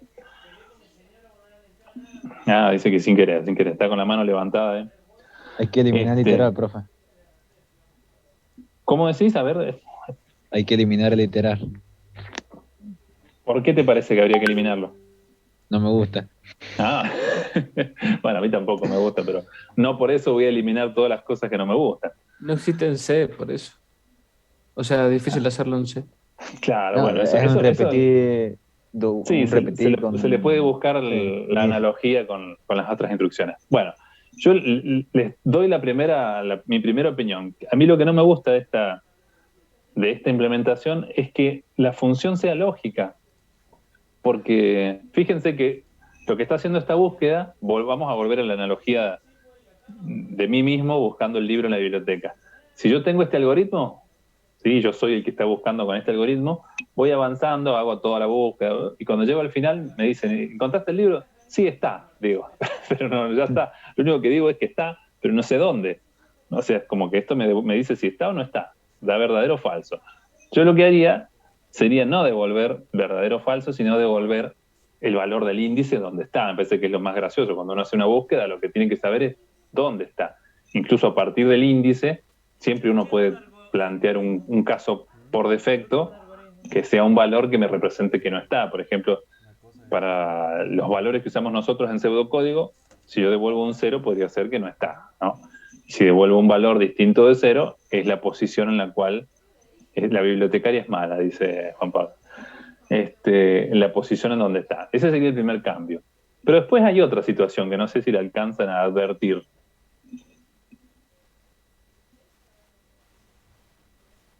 Como dijo, profe, se me cortó justo. ¿Qué pasa si justo cae en el medio? No, si justo cae en el medio, lo enganchás en la primera búsqueda. Es como que yo entro a la biblioteca, meto la mano así en la estantería y saco el libro en la primera. Es lo genial, digamos. Ese es el mejor caso. O sea, incluso, ¿saben? Ahora tiene sentido volver a un tema que vimos en una unidad pasada. ¿Se acuerdan cuando vimos complejidad computacional? Yo les dije, si tenemos tiempo, ya cuando lleguemos a la unidad 5 de arreglos y eso, y aparezcan estos algoritmos, acá es donde uno se da cuenta de las diferencias de lo que es evaluar la eficiencia de un algoritmo y de lo que era, ¿se acuerdan cuando hablábamos del mejor caso, el caso promedio y el peor caso? Eso que vos acabás de mencionar ahora sería el mejor caso. En este algoritmo, por cómo es la lógica del algoritmo, la primera búsqueda que hace es mirando al medio. Entonces lo que yo te digo, yo voy a la biblioteca, meto la mano, saco un libro, y el primero que saco es el que estoy buscando. Ese es el mejor caso, porque tardé una sola comparación. Es ideal, ¿sí? O pensando en el de búsqueda secuencial, ¿cuál sería el mejor caso en el de búsqueda secuencial? A ver si vamos entendiendo. Que sea la primera posición. Que sea el primero, exacto, que el primer libro que está adelante es el que estoy buscando. ¿Y cuál sería el peor caso? El último. O sea, El último. Y en ese algoritmo el caso promedio sería más o menos encontrarlo al medio, ¿no? Promedio exacto es justo a la mitad. Si eran 1000 libros, el 500, ¿no? El 499 sería el caso promedio. En cambio, en la búsqueda binaria, el orden es un poco relativo, porque ahora como está ordenada la estructura, va a tener que ver con qué dato estoy buscando y en qué momento lo encuentro, ¿sí? Entonces, voy a avanzar a ver si ahora caemos en cuenta de qué es lo que está pasando. Bien, a ver. Esto sería lo mismo que hicimos recién, como repasando, pero ahora aplicando el algoritmo. Fíjense. Vieron que cuando hicimos la primera prueba, antes lo hicimos así en el aire, ¿no? Como contado, pero ahora me está calculando los valores. Si siguiésemos el algoritmo, el límite inferior para la primera prueba es 1, este que está acá, y el superior es 15. Si seguimos el algoritmo, ¿cómo calculábamos el medio? Decíamos que era los dos límites, la suma de los dos límites dividido 2. O sea, 15 más 1, 16 dividido 2, 8. Por eso la primera prueba la hago acá. Y este me daba que era más chiquito. Entonces, descartamos de acá para allá. ¿Qué es lo que hacía el algoritmo? Decía, bueno, como hay que descartar la parte de abajo, ¿qué hacemos? Calculamos el nuevo límite inferior como la mitad más 1, ¿no? Como si fuese Boca Junior, básicamente la mitad más 1. Nunca se me había ocurrido semejante pavada. Bueno, entonces, ¿qué pasa? La prueba 2 actualiza el límite inferior a 9, ¿sí? Límite superior no cambió. Entonces sumamos 15 más 9, 24, dividido 2, 12. La mitad ahora es 12. Miro el 12, encuentro el 81. Como el 81 es más grande que lo que estoy buscando, descarto la mitad superior. ¿Qué hacíamos? Consideramos la mitad, el valor de mitad, menos 1. Por eso ahora la mitad va a ser... ¿Dónde está? Perdí. No, el límite, perdón. 11. El límite superior es 11, no la mitad. Entonces ahora hacemos 11 más 9, 20, dividido 2, 10. En 10 hacemos la tercera búsqueda y ahí es donde encontrábamos el número 70 que estábamos buscando, ¿sí? En la tercera prueba. Ahora, acá es donde viene lo que les comentaba recién. ¿Qué pasa si estoy buscando, o qué pasaría mejor para hablar con propiedad? ¿Qué sucedería si estoy buscando el número 200? ¿Qué pasa con el algoritmo? Y quedaría obsoleto porque porque lo encontraría. no llego a ese número. Nunca lo encuentro porque va a la mitad. Claro, pero ¿cuántas pruebas hace el algoritmo? ¿Hace comparaciones para ver si lo encuentra o no lo encuentra?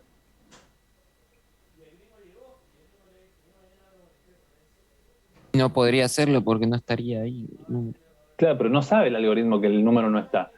Vos fijate que cuando estamos buscando el 70, tampoco sabe si está el 70 o no. Supongamos que estamos buscando el 71 en vez del 70. Con el 71 haríamos los mismos pasos que recién, pero cuando llegásemos a la posición 10, diríamos, 10 es más chico que lo que estoy buscando, entonces lo descarta. Y lo único que le queda por mirar es el 72. Y cuando mira el 72 dice, y este es más grande que el que estoy buscando, y se le acaba el vector. Entonces ahí el algoritmo que vimos recién terminaría devolviéndonos un falso. ¿Sí? Dice, no está. O sea, hizo 5 pruebas hizo. O 4. No, 4. 4 pruebas. Y dice, no lo encuentro. Es decir, si hubiese sido el algoritmo secuencial, hubiese hecho 15 comparaciones para decirnos, no está el número 70, el 71, perdón. Si hubiese sido este algoritmo, hace 4 comparaciones, o sea, por lo menos más rápido, pero no lo encuentra porque el dato no está. Pero no sabe qué datos hay en la estructura. Ahora pensé en otro ejemplo, igual que el de recién, pero si estoy buscando el número 2, ¿qué sucede? Y no lo encuentro tampoco. No lo encuentra, pero también va primero a mirar el 66. Dice, no, es más grande. Se viene a la mitad. Va a mirar el 24. No, es muy grande. Va a mirar el 9. No, es muy grande. Mira el 5, mira el 3 y dice, se me acabó el vector. O sea, hace varias comparaciones para darse cuenta que no está. Entonces acá está el pequeño fallo que le podemos corregir con mucha facilidad. Como esta estructura de datos está ordenada, eso sí lo sabemos que está ordenada, sabemos que el dato que está en la primera posición es el más chico que contiene, y el que está en la última posición, este que está acá, es el más grande que tiene. Entonces, si yo estoy buscando algún dato que sea más chico que el 3 o más grande que el 99, en este ejemplo, yo ya puedo responder, no está. ¿Sí? Porque directamente sé que dentro de los datos que están guardados en el vector, no van a aparecer, porque justamente el vector está ordenado. O sea, puede haber cualquier otro dato en ese rango, entre el 3 y el 99, pero algo más chico o algo más grande, o sea, el 100 no va a estar. No tiene forma de estar al 100. Si me dicen, estoy buscando un 98, y bueno, ese sí ya podría estar. Pero los que están por debajo o por encima, no están. Entonces, eso es lo que podemos hacer y modificar el algoritmo con una pavada, básicamente. Fíjense que lo que es el mismo código de recién, pero le hacemos un pequeño cambio, una cosa muy, muy sutil. La misma función, bueno, aparte de lo que yo les mencioné recién, en vez de que devuelva lógico, sería más piola que devuelva el valor del índice, ¿no? Pero bueno, más allá de eso, son las mismas variables, lo mismo, pero añadimos una condición más al comienzo del programa que preguntamos, si el valor que estoy buscando es más chico que el elemento que está en la primera posición o es más grande que el elemento que está en la última posición, entonces directamente digo falso, no está. Esos datos no están. Por el contrario, si esta pregunta me da falso, cuando vengo al si no es porque voy a buscar algo que está dentro del vector o que podría estar dentro de los rangos válidos. Y ahí, este código que está acá es lo mismo que teníamos recién. ¿Sí? Toda la búsqueda binaria que implementamos hace un ratito es lo mismo que hemos incorporado en esta parte del algoritmo, pero le agregamos solamente esta condición. Preguntar qué es lo que pasa entre el dato que yo busco y el primer valor y el último que tiene el vector. ¿Quedó claro eso o no se entendió mucho por qué puedo hacer esa comparación?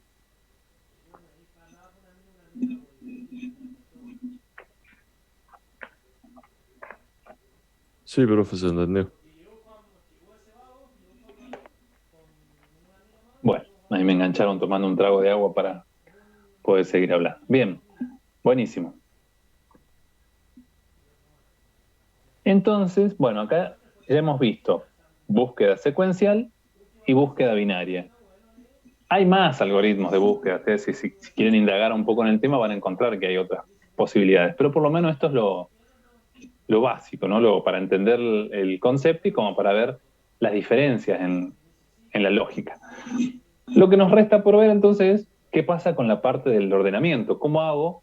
Porque, por ejemplo, si yo quiero aplicar el algoritmo de búsqueda binaria, que bueno, por comparación decimos, es mucho mejor, busca más rápido, es más eficiente, pero necesito tener los datos ordenados. Entonces, bueno, ¿qué algoritmo de ordenamiento podemos aplicar? El primero que aparece, que se llama ordenamiento por selección, o yo diría que es más conocido como ordenamiento burbuja, el algoritmo de burbuja se llama. Porque el que lo inventó se imaginó que eran como burbujas que iban, ¿vieron cuando están mirando alguna bebida que tiene burbujas? Mirarán varias ustedes. ¿Vieron el burbujeo, lo que es? Como que van subiendo, así como que van, es casi como una danza, ¿no? Como se van intercalando las burbujas. Bueno, acá pasa lo mismo, ya lo vamos a ver. Un poco, es la imaginación del programador, también hay que darle la libertad de que imagine cosas. Entonces, ¿en qué se basa el algoritmo de burbuja? Hace una comparación, también es muy simple. Este sería como un poco el algoritmo análogo a la búsqueda secuencial, que dijimos que es la búsqueda más tonta, más simple. Este sería el equivalente en algoritmo de ordenamiento. Es muy básico el algoritmo, pero funciona. ¿Cuál es su ventaja? Que es fácil de implementar justamente porque es sencillo de entender y plantear. Es como que por defecto, si uno empieza a pensar cómo hago para ordenar, termina escribiendo el algoritmo burbuja. ¿Qué hace este algoritmo? Compara los elementos adyacentes, o sea, mira el primer elemento y mira el segundo. Si esos elementos están desordenados, supongamos que lo queremos ordenar de forma ascendente, ¿sí? De menor a mayor. Si están desordenados, o sea que el primero es más grande que el segundo, los intercambia y avanza. Y ahora mira el segundo y el tercero. Si están desordenados, los intercambia y avanza. Ahora mira el tercero y el cuarto. Si no están desordenados, avanza, pero si están desordenados, los intercambia. Eso es lo que hace el algoritmo. Ahora, ¿qué sucede? Cuando llego al final de la estructura de datos, en este caso el vector, no significa que ya quedó ordenada ¿sí? Hizo algunos cambios, pero eso no significa que lo ordenó. ¿Cómo verifica si está ordenado o no? Tiene que volver al comienzo y hace otra vez todo el mismo proceso. Mira el primero y el segundo. Mira el segundo y el tercero. ¿Sí? Los va mirando de a dos. Y cuando encuentra algo desordenado, lo intercambia. Esa es la forma de verificar. Entonces, ¿cómo sé si ya terminé de ordenar el vector o todavía hay elementos dispersos ahí que no respetan el orden? Lo sé cuando llego al final, cuando llegue, mejor dicho, al final del vector y no haya hecho ningún intercambio. Si hago todo el recorrido desde el comienzo hasta el final y no tuve la necesidad de intercambiar nada, significa que cada vez que iba mirando un elemento con el siguiente, siempre era más chiquito el primero que el segundo que el tercero que el cuarto, cuarto, quinto y así sucesivamente hasta llegar al enésimo y el enésimo más uno. ¿Sí? Ese es el algoritmo de burbuja. Y ahí la fantasía de la burbuja que va girando. Miren, se los muestro acá cortito como para que se entienda, porque por ahí en el aire yo lo voy explicando y capaz que los voy mareando. Esto es así. Vamos a mirar este vector. Después lo que está a los costados es el mismo vector, pero como en el tiempo siguiente. Vamos a mirar solamente esta columna. Este es mi vector, este es el primer elemento y este es el último. Este es el orden original. Entonces, ¿qué es lo que hace el algoritmo de burbuja? Mira, el primero y el segundo. Yo lo quiero ordenar de manera ascendente, ¿sí? De menor a mayor. Entonces, cuando los mira, dice, no, dice, están desordenados. Entonces, ¿qué hace? Los intercambia. Entonces, ahora está el 14 y el 18. ¿Sí? Los intercambió. Y ahora sigue mirando. 18 y 17. No, dice, están desordenados. Los intercambia. Acá. 17 y 18. Avanza. 18 y 19 está bien. 19 y 11 está mal. Los intercambia. Entonces deja 11 y 19. 19 y 13 está mal también. Entonces los intercambia. 13 y 19. Llegué al final del vector. O sea, acá terminé la primera pasada. Por lo tanto, según el algoritmo, tengo que empezar otra vez y hacer todo el mismo proceso. Vuelvo al comienzo. 14 y 17 están bien. 17 y 18 es correcto. 18 y 11 está mal. Estos los tengo que intercambiar. Los intercambia. Me queda 11 y 18. 18 y 13 están mal. Los intercambia. 13 y 18. 18 y 19 es correcto. Llegué otra vez al final. Pero como hice intercambios en la pasada, tengo que volver a empezar. Entonces ahora mido de nuevo desde el comienzo. 14 y 17 está bien. 17 y 11 está mal. Los intercambia. Acá los cambié. 11 y 17. 17 y 13 está mal. Los intercambia. 13 y 17. 17 y 18 es correcto. 18 y 19 es correcto. Como hice intercambios, que es lo que pasa, hay que volver a empezar. Vamos al comienzo. 14 y 11 están mal. Los intercambia acá. 14 y 13 está bien, 13 y 17 está bien, 17 y 18 está bien, 18 y 19 está bien. La misma frase recién. Como hice intercambios, tengo que volver a empezar. 11 y 14 están bien, 14 y 13 mal, los intercambios. 14 y 17 está bien, 17 y 18 está bien, 18 y 19 es correcto. Como hice intercambios, tengo que volver a empezar. 11 y 13 está bien, 13 y 14 está bien, 14 y 17 está bien, 17 y 18 está bien, 18 y 19 está bien. Esta es la primera vez que hago toda la pasada, desde el comienzo hasta el final, y como no hice ningún intercambio, significa que todos los datos están ordenados. Bueno, este es el algoritmo de ordenamiento burbuja, o de burbuja, o por burbuja, como lo quieran llamar. ¿Sí? Entonces, es muy sencillo, ¿no? O sea, voy mirando un elemento y el siguiente. Un elemento y el siguiente. Si no cumple la condición del orden que yo estoy esperando, los intercambio y avanzo. Y así llego hasta el final. Y debo controlar, ir contabilizando si estoy haciendo intercambios. Si hice algún intercambio, no importa si hice 1, 20 o 1000. Si hay al menos un intercambio, esto me está obligando a tener que empezar otra vez. ¿Sí? Y esta cosa de que de a poquito se van moviendo, es como que si un dato, supongamos que el más chiquito de todos, ¿no? Estaba hacia el final, como pasa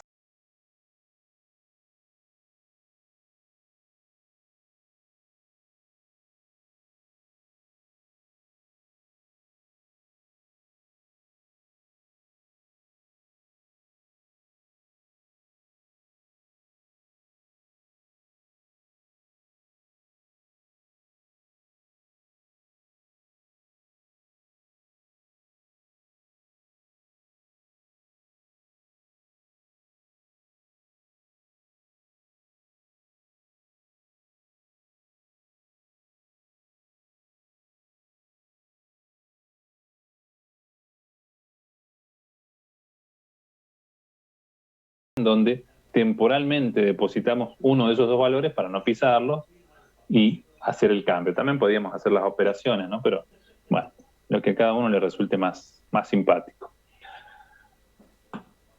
Fíjense qué cortito es el algoritmo. Procedimiento burbuja. Acá recibo la cantidad y por referencia recibo el vector. ¿Por qué lo estoy...? Acá hay un error, tendría que ser un corchete. ¿Por qué le pasamos por referencia el vector?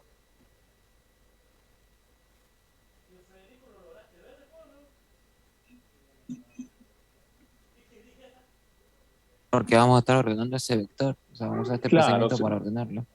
Perfecto. Se lo estoy dando desordenado. Yo le doy un vector y digo, bueno, procedimiento burbuja, ordenámelo, por favor. O sea, si yo no le pongo el por ref, esto funciona exactamente igual, hace lo mismo, lo ordena, pero si no es por referencia, estoy ordenando una copia. Cuando vuelvo al programa que lo llamó, va a seguir teniendo el vector desordenado. Entonces, por eso se lo damos por referencia. Bien. Acá aparecen algunas variables auxiliares, ¿no? Está aux, y, j para los índices. Y va a aparecer esto, que antes creo que no lo hemos usado, el concepto de las variables lógicas como banderas o como señales, con el nombre que les guste a ustedes. Creo que hay algún otro concepto más, pero la idea es la misma. Ahora vamos a ver cómo lo usamos. Empieza el procedimiento e inicializa la lógica, ¿sí? Es una variable que a nosotros nos va a servir para darnos... Es como una marca que hacemos, ¿no? Lo ponemos en verdadero, a esta variable que se llama señal. Empieza el algoritmo y encerramos todo el proceso adentro de un mientras, controlado justamente por el valor lógico de esta variable, ¿no? Dice mientras señal, hacer. Como señal es verdadero, lo acabamos de poner en verdadero, entra. Lo podríamos haber puesto con un repetir, pero bueno. Inmediatamente que entra, le cambia el valor lógico a la bandera, esta señal, lo pone en falso. Ahora vamos a ver por qué hacemos esto. El recorrido del vector lo efectuamos con un variar. ¿Por qué lo hacemos con un variar? Porque acá sí o sí, por cómo es el algoritmo, tenemos que hacerlo desde el comienzo hasta el final. Sí, lo tenemos que recorrer completo, no lo vamos a hacer de manera parcial. Siempre lo tenemos que mirar completo, justamente porque es parte de la condición del algoritmo para asegurarnos de que quede ordenado. Pero fíjense que el dato o la posición final no es la última, sino que es la penúltima. ¿Por qué? Porque en cada vez que yo miro un dato, estoy mirando ese y el siguiente. Si yo estuviese yendo hasta el último elemento, ahí estaría cometiendo un error, porque miro el último y miraría un elemento más allá del vector, cuando se me acaba, y estaría mirando cualquier lugar de la memoria. Entonces, por eso vamos hasta cantidad menos 1. ¿Qué hacemos adentro del variar? Preguntamos, si vector de j es mayor que el siguiente, supongamos en este caso que este procedimiento burbuja ordena de menor a mayor, ¿sí? Entonces acá lo que me está diciendo es que estoy mirando un elemento y el que sigue es más chico. O sea que si esto sucede, lo que tengo que hacer es el intercambio. El intercambio lo estamos haciendo acá, ¿sí? En la variable auxiliar guardo el elemento de la posición j, sobre este elemento del vector copio el que está en la posición j más 1 y finalmente en j más 1 pongo lo que está en auxiliar, que por transitividad, digamos, es lo que estaba en j. Ese es el intercambio de datos. Pero acá está esta parte que dice que señal lo pone a verdadero. ¿Qué es lo que estamos haciendo ahí? Estamos marcando, diciendo, hicimos un intercambio en el vector, hicimos un intercambio de datos. Algorítmicamente, ¿qué significaba eso para nosotros? Que al hacer un intercambio, sí o sí vamos a vernos obligados a hacer otra pasada completa. Por eso, cuando termine el variar, cuando llega j a la posición can-1, vamos a estar mirando el penúltimo y el último, ¿no? Más allá de si se hace el intercambio o no, cuando salimos del variar vamos al mientras, y el mientras va a decir verdadero, no va a decir falso. Este falso ya no está. ¿Por qué? Porque acá le volvimos a poner el valor verdadero, avisando que hicimos un cambio. Por lo tanto, al tener señal en verdadero, estamos obligados otra vez a repasar desde el comienzo hasta el final el vector. Cuando recorramos todo el variar desde 1 hasta can-1 y nunca entremos al sí, o sea, nunca entremos al entonces, va a significar que todos los datos están ordenados, que nunca tuvimos que hacer un intercambio y por lo tanto, señal se va a mantener en falso. y al mantenerse en falso, cuando hago el fin mientras y vengo acá, va a decir mientras falso, entonces sale.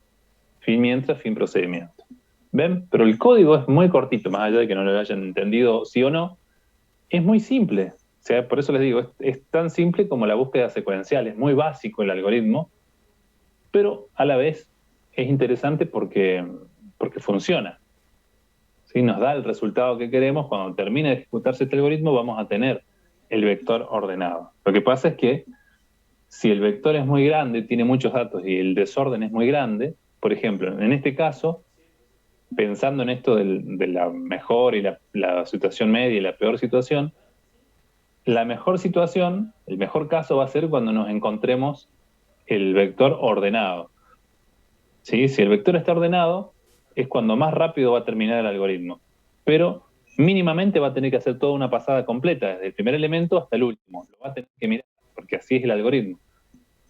Ahora, el peor caso va a ser cuando tengamos el vector ordenado a la inversa, porque nos vamos a volver locos haciendo intercambio, o sea, porque de a poquito van a ir llegando los datos y ubicándose en la posición que le corresponde, ¿no? Las burbujas van a estar a full ahí, burbujeando hasta que se ubican en el lugar definitivo, ¿sí? Esa va a ser la peor situación, tener el vector ordenado, digamos, inversamente de lo que nosotros estamos pretendiendo. ¿Se entiende el algoritmo burbuja? Sí, profe. Bien. Justo esa parte de ahí, profe, donde está señal igual a verdadero, ahí se me confunde en la última parte. Justo adentro. Bien. Sí. Lo explico otra vez, ese pedacito. Lo que está haciendo el algoritmo, por lo que explicamos recién, y por lo menos en base a lo que yo les fui mostrando en la representación gráfica, es recorrer desde el primer elemento hasta, decimos el último, pero en realidad no está mirando, no se está parando en el último, se está parando en el penúltimo, porque cada vez que hace una comparación, mira ese elemento y el siguiente. Siempre mira de a dos, va mirando de a pares, ¿sí? Pares que sean consecutivos. ¿Para qué usamos la variable esta señal? ¿Sí? Este uso que le estamos dando a esta variable lógica es lo que llamamos normalmente bandera, ¿no? Que es como que, imagínense una carrera de autos, cuando están avisando alguna cosa, por ejemplo, que es la última vuelta o lo que sea, o que, bueno, ¿qué suelen hacer? Lo marcan con una bandera, hacen como una marquita para que se enteren de lo que ha sucedido, ¿sí? O hubo un accidente, y también te levantan, creo que una bandera de otro color, no tengo idea, ¿no? Pero más o menos creo que va por ahí. O sea, es una marca que da cierta información. Entonces acá justamente hacemos ese sentido, le damos a esta variable. Cuando empieza el algoritmo, fíjate que antes de entrar al mientras, a esa variable la ponemos a verdadero. Y después preguntamos por el valor lógico de esa variable. Decimos mientras, señal. Acuérdense de esto, alguna vez lo hablamos cuando empezamos a ver las estructuras de control. No hace falta, si ustedes lo quieren hacer, lo hacen, ¿no? Pero no hace falta poner mientras señal es igual a verdadero. O sea, ya señal tiene un valor lógico, ¿sí? Sería un poco redundante, no está mal, pero directamente yo pregunto mientras señal. O sea, señal ¿cuánto vale en este momento? Verdadero. Mientras verdadero, como eso es verdadero justamente, hacer. Cuando entramos, lo primero que hacemos es bajar la bandera, ¿sí? Quitamos la marca, ¿sí? Ya no está más. La primera esta es como un vil truco que usamos justamente para forzarnos a entrar al mientras, si no, no ordena nada. Entonces acá bajamos la banderita, ya no marcamos nada. Y en el variar hacemos todo el recorrido del comienzo al final para ver si hacemos intercambios, ¿sí? Ahí vamos aplicando justamente el algoritmo de burbuja. Pero ¿qué sucede? El algoritmo me decía, mirá, me dice el algoritmo, vos podés ir ordenando los elementos que encuentres desordenados, pero el vector lo vas a tener ordenado cuando hayas recorrido desde el comienzo hasta el final y no te hayas visto obligado a hacer ningún intercambio. Eso es lo que me dice el algoritmo, que tiene mucha confianza conmigo, ¿no? Entonces me habla así, me tutea. Entonces, eso es lo que estoy haciendo acá. Hago los intercambios, pero ¿cómo hago yo para saber si hice un intercambio o no? Ahí es donde entra en juego la bandera, la variable esta señal. Cuando yo hago un intercambio, lo que hago es cambiar el valor lógico de esa variable, la paso a verdadero, ¿sí? Y no importa cuántas veces entre, porque supongamos que hicimos eran 100 elementos, ¿no? Acá tenemos, son 100.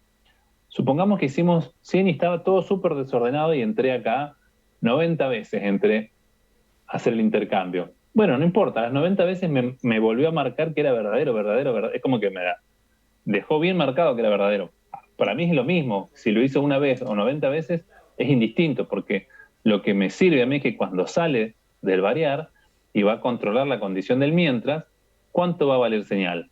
Verdadero, porque verdadero me está indicando que hice un cambio. O sea, alguien levantó la bandera diciendo, hicimos un intercambio de datos en el vector. Entonces, esto a mí me está forzando a entrar otra vez, vuelvo a poner a falso, para que me permita salir si no hay intercambios, y hago todo otra vez el recorrido del variar de comienzo al final. Si ya me quedó ordenado el vector, como nunca voy a entrar acá, si está ordenado, porque la condición esta no se va a cumplir nunca, señal en qué valor de verdad va a quedar. En falso, porque acá lo puse en falso, ya no lo volví a poner en verdadero. Entonces, cuando hago fin mientras, vengo acá y dice mientras falso, bueno, falso es falso, entonces me hace salir. Y ahí termina el procedimiento. O sea, la bandera, la variable señal, es una marca que me sirve para indicar que estoy haciendo intercambios. Cuando no hago intercambios en el vector, no marco nunca la bandera, queda en falso, y eso lo que está indicando es que el vector ya está ordenado. Esa es la idea, digamos, un poco de manera resumida. Si no se entendió, vuelvan a insistir o busquen algún otro ejemplo. Bueno, después me lo preguntan. No, y se entendió, profe, se entendió. Buenísimo. No tengo problema en explicarlo todas las veces que sea necesario. Lo que pasa es que principalmente ahora quiero terminar ya con el último tema de la unidad, que queda muy poquito. Y siempre, bueno, cualquier duda lo volvemos a ver. Bien, entonces, acá dijimos que teníamos un algoritmo de ordenamiento para ordenar, que era burbuja. Aparece otro. Siempre vamos de menor a mayor, de lo más simple a lo más complicado. Hay uno que se llama Quick Sort, ¿no? Es como orden rápido, no tiene nada que ver con las sopas, eso es otra cosa. Ordenamiento por partición e intercambio. Ya tiene un nombre así como muy que asusta, ¿sí? En este caso, alguien también se puso a pensar y dijo, podemos hacer algo mejor que el burbuja. ¿Por qué no hacemos un algoritmo que tenga mejor rendimiento, que esté mejor pensado, que use otra lógica? Entonces se les ocurrió plantear este algoritmo que hace, también obviamente tiene que hacer intercambios para ordenar, pero se basa en otro criterio, que creo que lo más sencillo va a ser, digo yo, que lo veamos en el ejemplo para entender qué es lo que está haciendo el Quicksort. Y después hacemos la moraleja y redondeamos la idea. Vamos a partir de acá como en el ejemplo de hace un rato, ¿sí? Este es nuestro vector. Incluso no está ordenado completo, es un ejemplo parcial, ¿sí? Pero lo queremos ordenar también de menor a mayor. ¿Qué es lo que hace el Quicksort? Primero toma un dato, cualquiera del vector, en este caso toma el primero que se encuentra, entonces agarra este 6, que lo tiene marcadito así con amarillo, y ese dato lo llama pivot, ¿no? Como en básquet, ¿no? Es como que ahí lo usa como para hacer las comparaciones a partir de él. Se basa en ese dato, en el pivot. El pivot, en este caso, vale 6. ¿Qué hace el algoritmo? Se para en el pivot y mira el extremo del vector, mira más allá, mira lo que está más lejos. Entonces mira hacia el final y dice, ¿qué hay? El 14. Lo queremos ordenar ahora todo de menor a mayor, igual que recién. Como el 14 es más grande que el 6, dice, no, ese 14 está bien, dejémoslo ahí, es más grande. Entonces se empieza a acercar. ¿Y ahora qué encuentra? El 3. Dice, no, pero el 3 es más chico que el 6. Entonces, como es más chico, hace un intercambio. Ahí nos pasamos a la segunda columna. Lo cambia. Se trae el 6 para acá y el 3 lo pone donde estaba el 6. ¿Sí? No obstante, seguimos parados en el pivot. Seguimos mirando desde el pivot. Pero ahora como miro para el otro lado, o sea, cambio el pivot de lado, pero ahora tengo que mirar en el sentido opuesto. Mira para abajo ahora. El 3 ya lo comparó. Entonces ahora mira con el siguiente, que es el 25. Pero ahora no busca que sean mayores. Ahora como estoy mirando al revés, tienen que ser menores. Entonces dice, el 6 y el 25, ¿qué pasa? No, dice, es más grande que yo, nos tenemos que intercambiar. Sí, acá los miró, los intercambia. Entonces el 25 viene para arriba y el 6 se vuelve acá. Se intercambian. Pero siempre estamos parados arriba del 6. Volvemos como en el primer caso. Ahora miro hacia arriba. Miro para acá. Entonces, miro el 22, es más grande. Está bien. Miro el 9, es más grande que el 6. El 10 es más grande que el 6. El 14 también. se encuentra el 2. Vamos a ponernos acá si lo tenemos remarcado. Dice, el 2 es más chico, no tendría que estar de ese lado. Entonces se intercambian. Acá está el 6 y ahora acá está el 2. ¿Sí? Y ahora, como estoy parado del otro lado, tengo que mirar nuevamente para abajo. Mira acá, ¿no? Miro para abajo, el 7. No, dice el 7 es más grande que el 6. Tenemos que intercambiarnos. Se intercambian y queda acá. Fíjense, hay un par de barritas que yo no las mencioné explícitamente, pero que todo lo que íbamos intercambiando va quedando como del lado de afuera. Como que se fueron acercando estas dos barritas, ¿sí? Las dos barritas amarillas, y si prestamos atención ahora, del 6 para abajo, todo lo que hay es más chico que el 6. Y del 6 para el otro lado, todos los números que están son más grandes que el 6. ¿Qué es lo que hicimos acá? Al basarnos en esta comparación a partir de un número que llamamos pivot, lo que hicimos fue particionar el vector en dos bloques.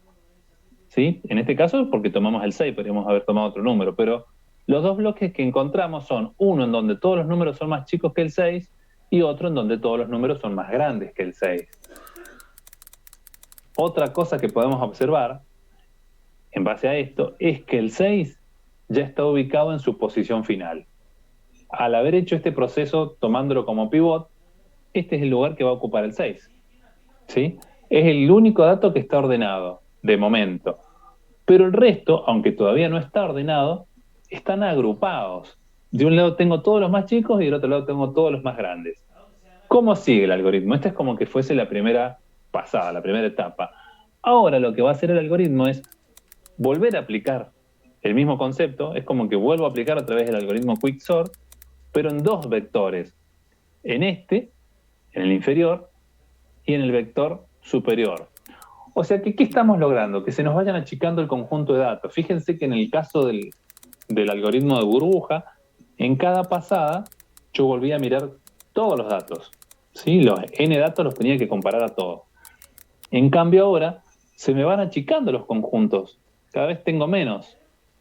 ¿Sí? Porque hay elementos que, o sea, cuando vuelvo a aplicar el algoritmo acá, por ejemplo, que es más grande, va a suceder lo mismo. Tomo algún elemento como pivot y ese elemento va a quedar ubicado en su posición final. Y se va a particionar en dos conjuntos más chiquitos otra vez. Bueno, es como un algoritmo raro, ¿no? Con comparación al anterior, que era como muy, muy evidente lo que hacía.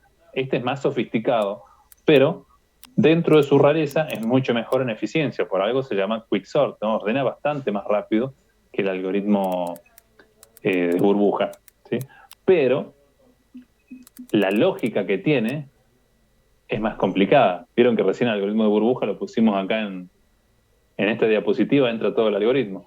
En cambio este otro, ni siquiera se lo voy a mostrar, porque es más largo y es un lío entenderlo, ¿no?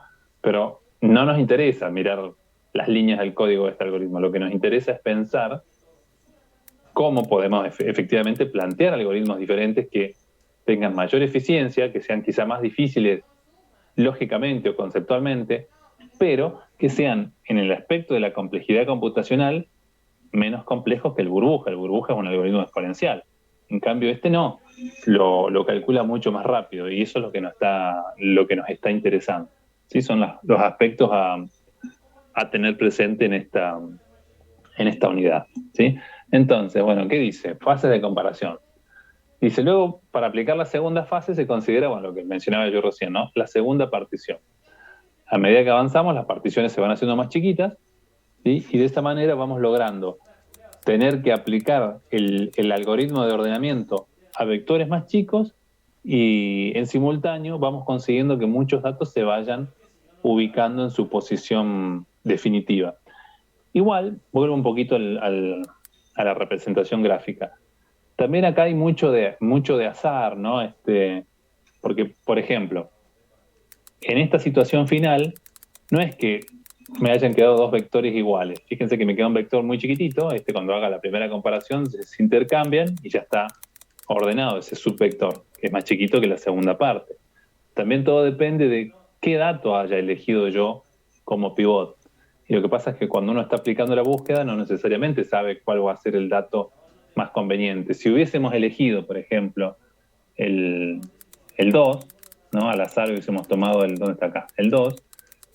Era un pivot por ahí no muy práctico, porque cuando hubiese llegado a su posición definitiva en la última columna, íbamos a tener el 2 en la punta acá, pero igual casi todo el vector, o sea, el vector menos un elemento, en una sola partición, no se nos iba a dividir en dos subvectores.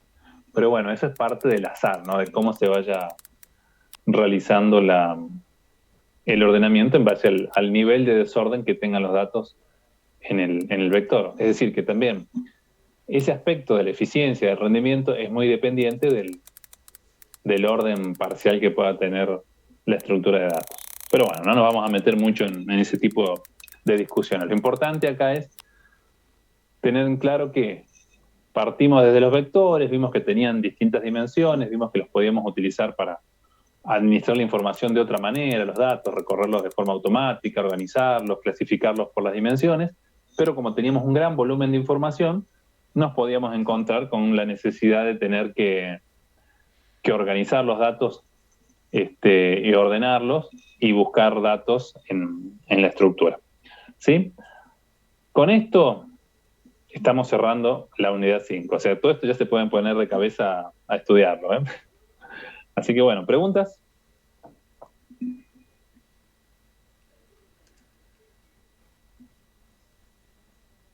¿Es que me quieren invitar a cenar? ¿Me ponen a cenar? ¿No? Bueno, ¿no tienen dudas?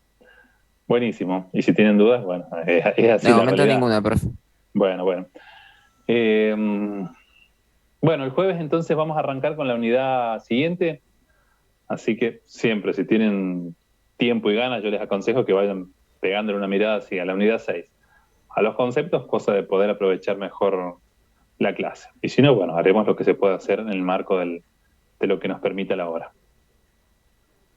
Es registros, es una unidad que está vinculada un poco a esta, y también ahí voy a ser bastante reiterativo con algunas cosas para que no se les confundan los dos conceptos, ¿sí? Porque los vamos a usar a veces, muchas veces en conjunto a los dos.